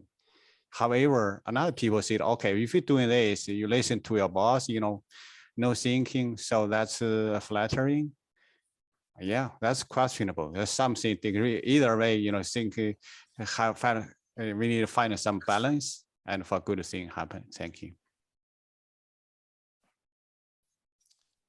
Thank you, Kevin. Are there any other comments? If there aren't, then I would actually like to turn it over to Srikant for a moment. So folks, I had a question. I had two questions for you. The first question is, can you tell me what you're learning from Confucius? I would love to hear what everybody is learning from Confucius. I'm not that familiar with Confucius. Please, I would really appreciate you're sharing what you're learning from Confucius. We're going to start with James. James. Well, I feel like I'm learning a lot about the Confucian system of manners and rituals, and his value system, which includes benevolence, family manners, and the family relationships, and including filial. I think based in filial piety. I see it as one system, even though there's different words. And then sort of as a very important life philosophical system. Another system I've studied is Stoicism. So it's not anything like Stoicism, but I think it's some of the ideas are equally pertinent to modern life. Thanks. Wonderful. Thank you. Next up is going to be Kevin. Kevin, what are you learning about Confucius? Hey, thank you, Shankar. I'm going to share the first one. Actually, in chapter 1, I'm trying to use Chinese for 学而时习之，不亦乐乎？有朋自远方来，不亦乐乎？人不知而不慙，不亦君子乎？ First to is learn and then have a chance to practice. So what do you learn? It's pleasure. It's like here. Like Swanka, you always see we learn each other, so share. That's one thing I'm listening, different, not just from the speaker, a great book, or from individual thought. How beautiful. Share. And the second one is if you have friend or followers come to you, visit you, what's joyful? Thank you. Wonderful. Thank you, Kevin. Next up is going to be Brian and Penny, followed by Joe. So I'd see when you asked that, the two words that popped into my head were humanity and propriety. And then that clicked with me. Those just happen to be keywords in Confucianism. And the Ren and Li, but one that strikes me is that how the two are fused. There's humanity in the propriety and propriety in humanity. That's one thing. So that's, I guess, is the big thing. The other thing is just the way the book is laid out. He's in conversations, he's in dialogue with his students, and what the answers he gives, there's questions from the students and he gives answers. The the answers he gives are tailored to the students. So you don't, it's not strict rules. It's how these, how humanity and propriety would manifest itself in the present circumstance for the benefit of this student. And the occasion that's prompted that observation from Confucius is the question that the student asked. Wonderful. Thank you. Thank you, Brian. Penny, would you like to add what you're getting from Confucius? Well, I would say part of it is just, of course, learning a lot more about the history of that period in time as you read. And, you know, Jason explains especially some of the things behind the questions and who the people are and the rich, you know, the different things that are going on. And then I would say vis-a-vis the viewpoint of the Confucians, I think that, I mean, I would just say, I mean, it seems to be his dominant theme is really the character of a person. He feels that's the most important. And he does have some things, some approaches like, you know, the rituals and the propriety are ways to improve your character. But basically he is feeling that, I mean, that's the most important thing about anybody, not whether you know a lot or you come from a wealthy family or the experiences you've had, but that you know how to act. Wonderful. Thank you. Thank you, Penny. Next up is Joe, followed by Allison. Joe. So, you know, I'll echo what everybody else has said up to this point. For sure, is that one of the things that I found is that in the differences between book 1 and 2 and 3. So book 3 is really focused on ritual, which is actually kind of forced us into understanding the history and the point of the ritual. So that's been a little bit more of a challenge, I got to be honest. Whereas I'm looking back at some of my notes and, you know, you can really see the value of virtues. Like I'm even seeing the, you know, I have some notes here that talks about in chapter 2, the duty, the role of duty, your duty ethics, role ethics to a certain degree, the importance of honesty in book 2, chapter 10. You know, that as I go through these things, you can see almost Stoic type of principles, but you can see Confucius talking about things like justice and telling the truth, and the conversations that he's having with his students is actually what is interesting.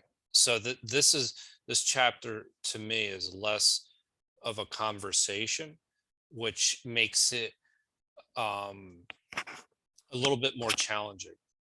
So that if I, you know, if I'd gone back in time, I'd probably studied the rituals a little bit more in preparation for book 3, because book 1 and 2, I thought were very clear with the dialogue that he had with his students, and even certain things when it comes to how do we make our judgments of others. And as Penny had said, I mean, and repeatedly here, I have, you know, the maintaining of one's character, and there are a lot of moral standards, you know, especially looking in 1.8, 1.7. So, yeah, I mean, I think that this chapter is a little bit unique, and it's this book 3 is a little bit unique. But that's what I'm taking from it. It's, you see a lot of the ethical principles and how he, in what scenarios, when he's conversing with his students, you know, what they should be, you know, doing under what conditions, what a good person ought to do in a certain situation. So, yeah, I'll admit book 3 is a little challenging. Now, I can sympathize with the difficulty of going through rituals. I'm studying the Old Testament, and I just got done through parts of Leviticus. So so I understand the complexity of having to deal with, kind of understand the rituals. Thank you, Joe. Next up is Allison, followed by Brian. Allison. So I teach ESL kids, and the majority of them are from China. So I feel like I wanted to study this so I could understand their culture more. And I feel like it's, especially the concepts of ritual and filial piety, really makes sense to me when I see because these kids have this amazing work ethic and they're so respectful, far more so than the children who were born here. I mean, it's mind-boggling, the difference. And I actually have quoted some of this to my class to try to get the other kids to work a little harder. And there was one point when I felt some children were being disrespectful. So this is weird, but I picked up the phone, I pretended to call Thoreau, and I said, I told them, I was like, unless you're going to go to Walden's Pond and be in the woods alone, you have to think about how your actions affect others. So then I pretended to call Confucius, and then I quoted something from here, and so it was hilarious because half the class was very confused. The other class was like, yes, that's exactly how you should do it. So I think it's great. I just feel like it's like I see all of this, and it's giving me this background that just makes everything make sense. So I'm very happy. That's quite a phone a friend lifeline. Being all these folks. Thank you. Next up is Brian. Okay, I want to make sure that before we end the discussion, we give recognition to Jason and Kevin and Suki. They are in this. Absolutely. Let's do it. Let's do it this way. Instead of the words, I want to ask them a question. Okay. From this one, and I will give you a chance to do this, a little later, because I want to keep on. Because I want to ask this question to these three folks, because in some ways they have a much larger perspective. They're familiar. So the question for Jason, Suki, and Kevin is, look at the American culture today. Look at Confucius. You're familiar with both. You're intimately familiar with both. What do you think Confucius has to offer the American culture today? Many people here kind of have talked about it a little bit here, a little bit there, but you have a much greater perspective on this. So whoever wants to start, Jason, Suki, or Kevin. Kevin, go ahead. I'm going to steal Suki's just now mentioned today. She said normally even from book, we don't say you are wrong. I'm correct. Follow me. They don't say that. Give you open question or something, give you the comparison. Oh, okay. When you open a paper, okay, here's page 1, here's page 2. It's like that way. It's very open-minded. I would say use English way. We don't forget. We are dilemma or trilemma or false binary. We normally fall, I'm right, you are wrong. Especially I'm rich, you listen to me. I hire you for reasons, and so on. That's I'm going to follow later. She just stole Suki's idea first. Let the another two speak. Wonderful, thank you, Kevin. Suki, what do you think? My inspiration is work with the difficult relationship first, which is with your parents, which is with your siblings. Because I feel like in here, if you go to a when you go to therapy, they always say a lot of the suffering actually is from your parents or from your sibling when you grow up. But in Confucius say, you have to practice the most difficult relationship in order to be a even better person in a bigger society or organization. So I think here, it's like, can I speak to my parents or speak to my loved ones at home with the same patience, same respect, because sometimes we treat our inner circle person with show our worst part of our personality instead of our clients. So we don't show the same loving compassion to our loved ones compared to our business partner or other more transactional relationship. So that's my new way to see. Always work with your difficult relationship.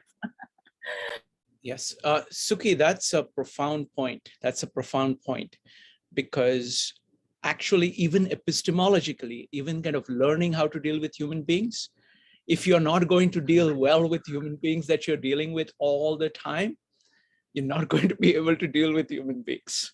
So I think kind of starting with that as a family, and working on that, getting that right, as shaping your other relationships. I think that's a very profound point, and definitely I can see that that's a core way in which kind of Confucian morality, I see that as being an integral part of the Confucian morality, of this filial piety as being the foundation from which you grow out. So just a fantastic, a profound point. Thank you. Jason, what do you think? What has Confucius, what can Confucius offer the modern American culture? I would say hate-love relationship. Okay, so put this way, I disagree. First, I agree with Suki about the relationship. Okay, I think that's provide very thing that I see in the Western world. People pay less things on the relationship. So which is similar to Stoic. So today a lot of Stoicism has been used for the therapy purpose, family consulting, relationship consulting. I see Confucius has been used this way. I see I thank you for this project. I have reread the Confucius in the different eye. And I really respect not Confucius' teaching. I like his attitude. Okay, so I think I just like to tell a lot of people's understanding about the analects is through Neo-Confucianism, which is Zhu Xi, which is 1,500 years after Confucius. So what I'm translated is based on study what later Confucian scholar talk. I try to go through the original text, bring up the person, this guy, Confucius. So that's what I'm doing this way. And then I find out I may disagree a lot of his teaching, but his personality, 70 years old, still active, and the attitude through everything, he has his own fear. I hope everyone can see this part as a person, as a role model. Personally, I don't think Confucius should be teaching for the kids, because you lost your individuality, you lost your power to pursue the truth. Okay, so that's my view. But I think Confucius is very important for the people much older, being a manager or working for the government. But I'm against the Confucian's government system. But I think as an individual training, the legislator, administrator, president should have idea of Confucius. So turn out, traditionally, China has to do it the wrong way, because they want the people become Confucianism and the government doing legalism. But I want is reverse. We are legalists and the government should be Confucianism. I think that's the thing I want to see.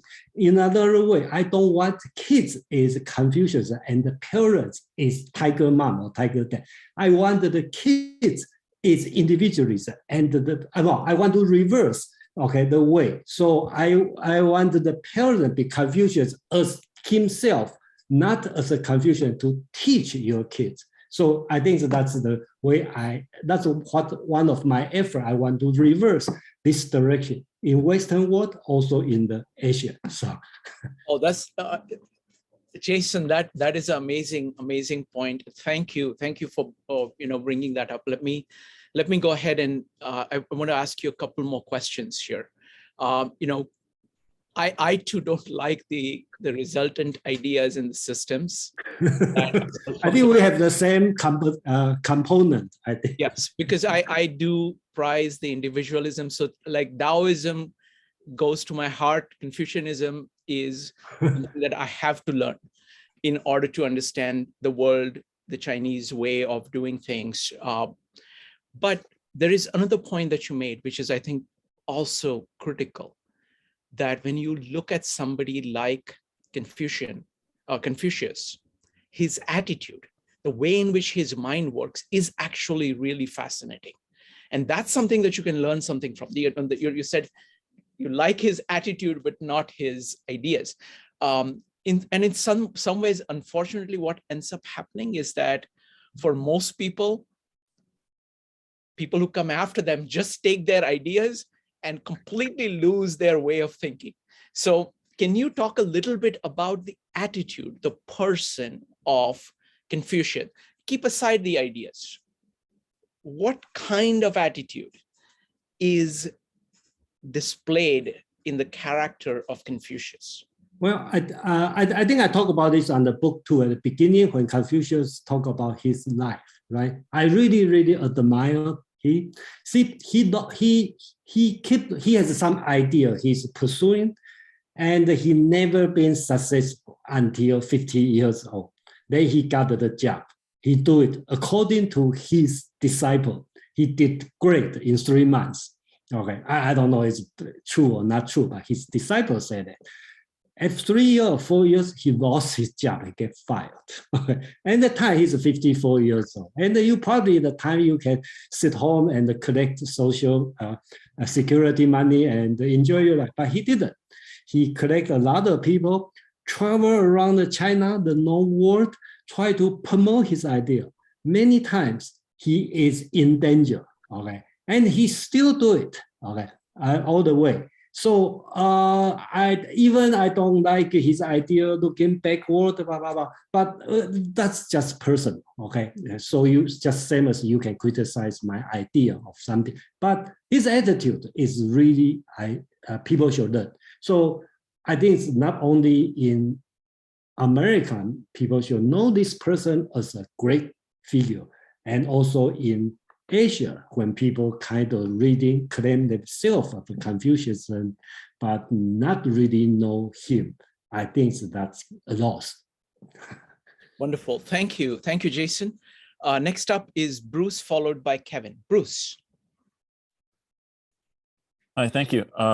After I put my exclamation mark up, Jason started to answer this, but I'm thinking of the reverse. Instead of asking Jason and Kevin and Suki about what the Western world could learn from Confucius, I'm wondering if Confucius came to visit the modern West, what would he learn? And what would he take away? Jason, would you like to? I'm not sure that's a valid question, sure answer, because we don't know, when Confucius come here and just take as a personality, I don't think he will look backward. Okay, he has no choice but look backward, right? Because he doesn't know other world. Only thing he know is ancient time. So first, I don't think he will be that conservative. And during that time, I don't think we should consider him as conservative. Actually, he is trying to change the social order. He started to recognize the people without blue blood, the noble blood, should be treated as a nobleman, so-called 君子. So I don't think he will criticize American too much, okay, in the Western world. and he probably will enjoy a lot of new technology for example, he talked about music, but he probably will put a stop sign on a lot of abuse, for example, over drinking, too much time on social media, kind of too much indulgence. So that's the only thing I can feel. But of course, I don't know. Probably he run for president and Thank you. he get the job. We don't know. Thank you. Kevin, you had comments about Confucianism and his attitude as a person. Yeah, I'm going to follow Bruce, quickly about. I remember Nelson about, the Ying Cai Si Jiu. Basically, teach students based on different ability, different age. They're going to ask different questions. Educate them grow together. That's first. Second, about the culture. If he Confucius now, if he only Shang and Confucius and me, he going to 3 people. He going to learn from us, from each of you. Shang from Kevin learning, even of course American. So the Chinese code 3行必有我师也. 3 people for sure. One person is my teacher. That's why when today we learn he visited one great temple. He asked everything.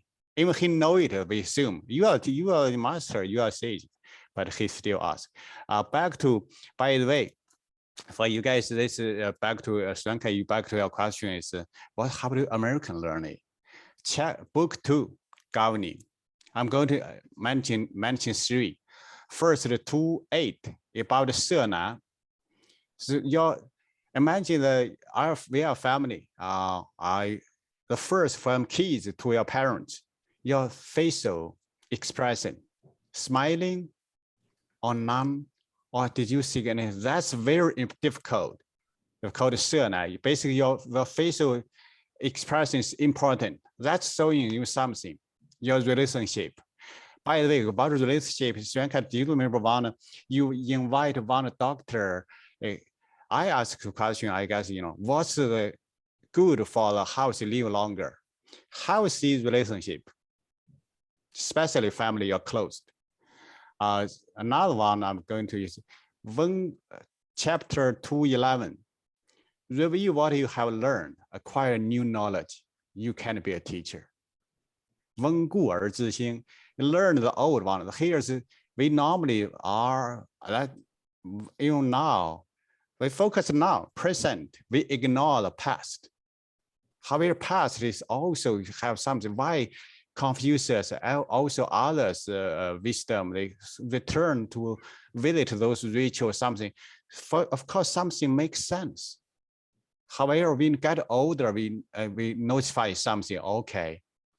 And another is about 学而不思则罔，思而不学则殆. About learning and thinking. So we need both. Normally, if we use Western, we use learning only, or thinking only, maybe more. Why not both or all about? Thank you. Thank you, Kevin. Next up is James, followed by Joe. James. Okay, yeah, I just wanted to fill in one part that I really like. He talks about when he expresses his propriety and benevolence. He seems to want his students to do well. In other words, he's a teacher, and he understands some of the sayings are about when people are qualified to be, how they know they're qualified to be teachers, when they can see themselves becoming teachers. And he always wants to do his students to do what he talks about. At one point, he talks about how to get rich, how to not get rich, but how to get a job, right? So in other words, his students, I think he sees his students as future government contractors. These are people that will be able to work for other people. They'll be able to work for the nobles, or he has people that work for nobles, but he could also have students that will become government employees. And he says, how do you keep a job? and the way to keep a job is don't talk over other people.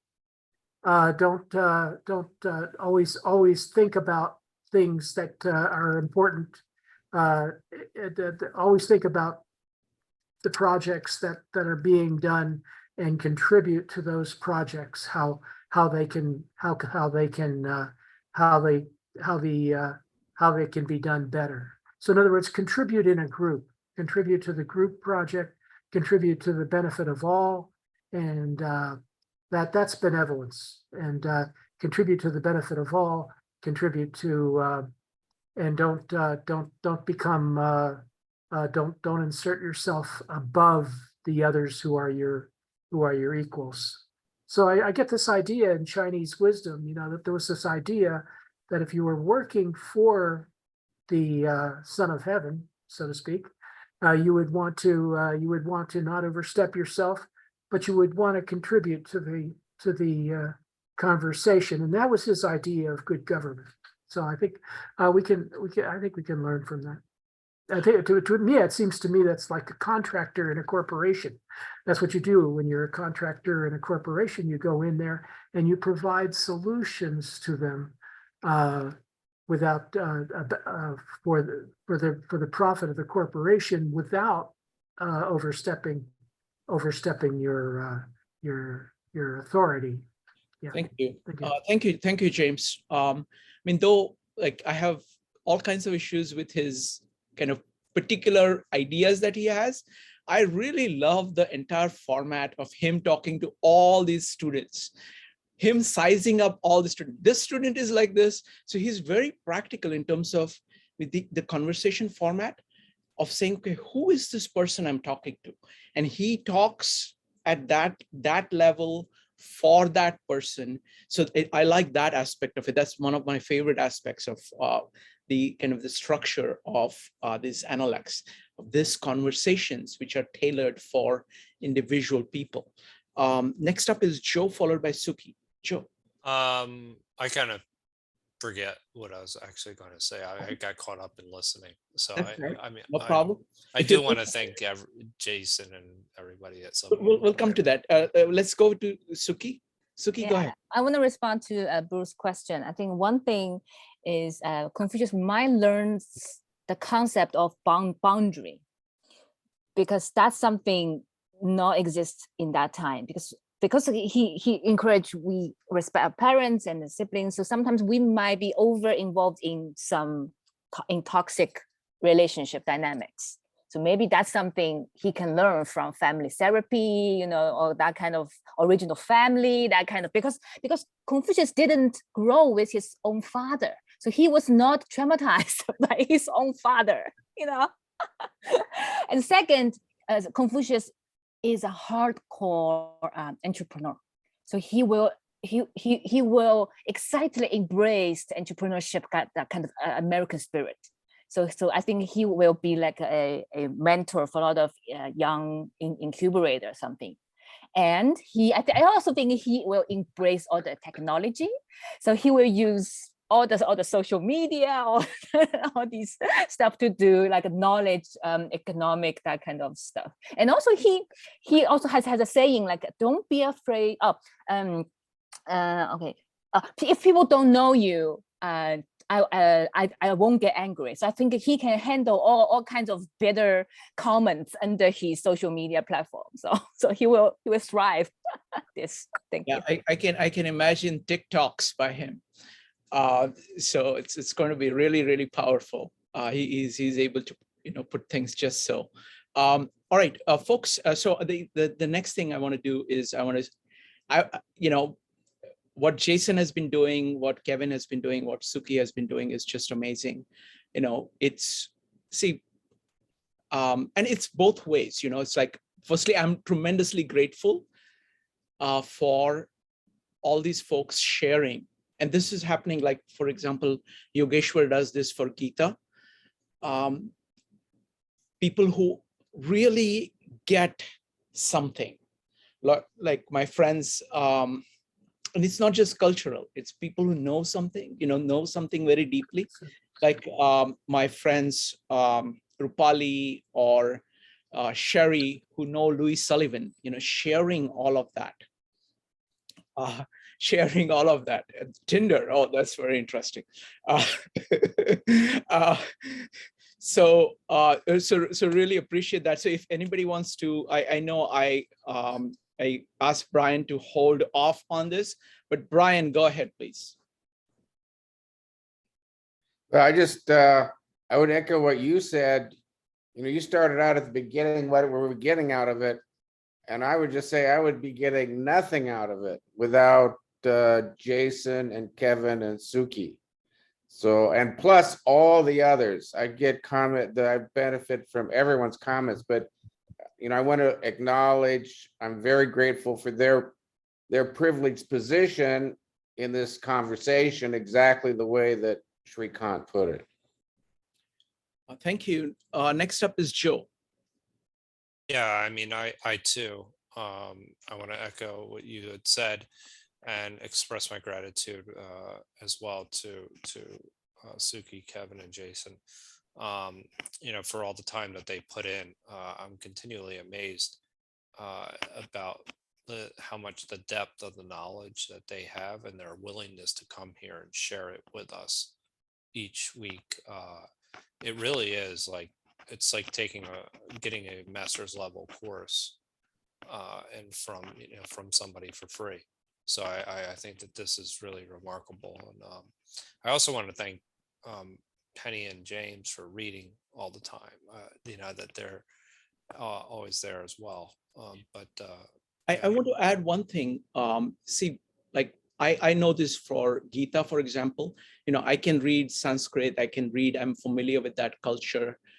And one of the results, one of the things, and I'm sure Yogeshwar also feels the same way, is that it's a culture, it's the culture that you grew up with, something that you're familiar with, and you're sharing what this culture has with a group of people who are appreciative.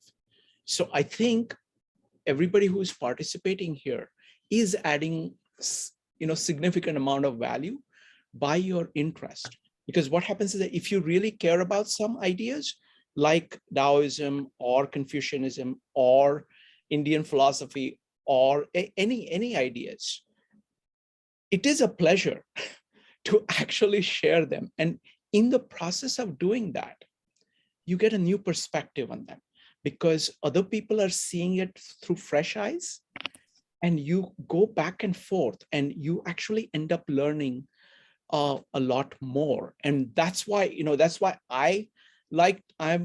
what I'm getting most from the Bhagavad Gita and things. So I don't know if anybody wants to comment, Jason or Suki or Kevin, if you would like to talk about what you're getting from these meetups, we'd appreciate that. Sorry, I probably need to leave in about a few minutes. So I think I just like to comment on James talked about the getting a job. Okay, so Confucius, all the disciples, they want to, I think the only purpose, I should say, only purpose is getting a job. So put it this way, they are disciples not in the Jesus and his 12 disciples, is in the sense of the party leader take their party members to get a job. I think that's my understanding on the whole book. And second comment is about Joe talk about is a challenge on book 3. I just have to say it's a challenge to translate book 3 because a lot of ritual and a lot of historical background. It's a challenge. And back to Srinkant's question about what do I get, I don't have to mention anymore because it's a lot. And I always value the fresh, raw reaction as valuable as a scholar's research because that reflect two different points of view. That's a very Taoism idea. Back to the nature, the fresh eye, naked eye, look at that would be as valuable as from the scholar's eye. So I really appreciate everybody's. Wonderful. Thank you. Thank you, Jason. So folks, if I want to tell you about 2 meetups coming up, 2 new series that we are starting, which are quite incredible. The first one is we are looking at Carl Jung. And we are starting with what I think is his deepest work, and by far my favorite work of his. This is part of Red Book. It's called The 7 Sermons to the Dead. It's also one of his shortest works. You can listen to it in about 40 minutes. You can read it in about 40 minutes. And it basically shows his metaphysics, his approach to psyche in a bird's eye view. So it's the most incredible thing that we are starting that series on Thursday, this Thursday. We've got about 5 different Jungians, Jungian scholars, Jungian psychoanalysts who will be there, and they will be talking about what they understand from this. We're just going to cover, it's 7 sermons. We're going to cover the first sermon. It's only like 13 minutes, 15 minutes reading, but very, very deep. There are a number of people who have run other meetups, like Roger and Victor and Phil, who are also big into Jung, who will be there, who will be commenting too. So it's going to be an incredible set of people. And we'll actually be able to see that there is a tremendous influence of the Indian ideas on Jung. And you can see that most clearly in that work. So that's going to be Thursdays at 9 p.m. Eastern time. And then on Sunday, we are starting a monthly series by this guy called Brian. You may not have heard of him, but Brian and Evanique are going to do a series on the divine feminine. And that's going to be, that's something, it's like yin yang, the Western culture is mostly yang culture and less focus on yin. That has not always been the case. This is a way of looking at the yin part of the divine in not just Western history, but across cultures. So I'm really, really excited about the series that's starting this Sunday at 9 p.m. Eastern time. So I hope you guys could make it to some of these. So, and Joe, thank you very much. Joe, go ahead. The Asian Philosophies meetup. Yes, go ahead. That is this Saturday. Actually, Saturday at 7 p.m. Yes. And it's going to be, Jason, do you want to say what it is? You're on mute, Jason. This Saturday is talking about the histories, the historiography. Okay, so basics is the philosophy of history, and Chinese philosophy of history is very different. So that's just one of the subject. I don't know, probably Brian who asked about the unity and disunity. That's one of the concept here. And the next week we were going to, today we discuss about the temple of Confucius. That's the religious Tao. So most of the people already studied the philosophical Tao, but how does the philosophical Tao become the religious Tao? That's another big question. Whatever you see, and you will see the funny thing is Hegel make a huge mistake by confusing two and make a comment on it. Wonderful. All right. Thank you very much, everybody. And thank you, Joe. No Really problem. appreciate you running these meetups. Just thank you. Thank you so much. Thank you, Joe. Thank you. Thank you, everyone. Thank you. Thank you, Jason. Thank you. Bye. All right, everybody have a good night.